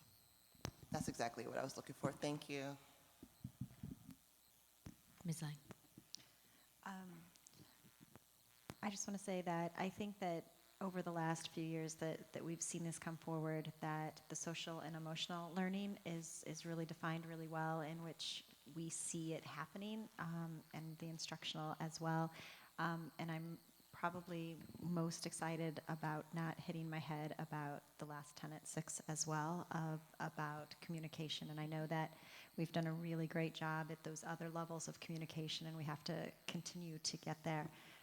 But just the fact that almost all of us so far have spoken on Tenet 6, that we've been pushing it. Now we're starting to see it. And so I want to say thank you.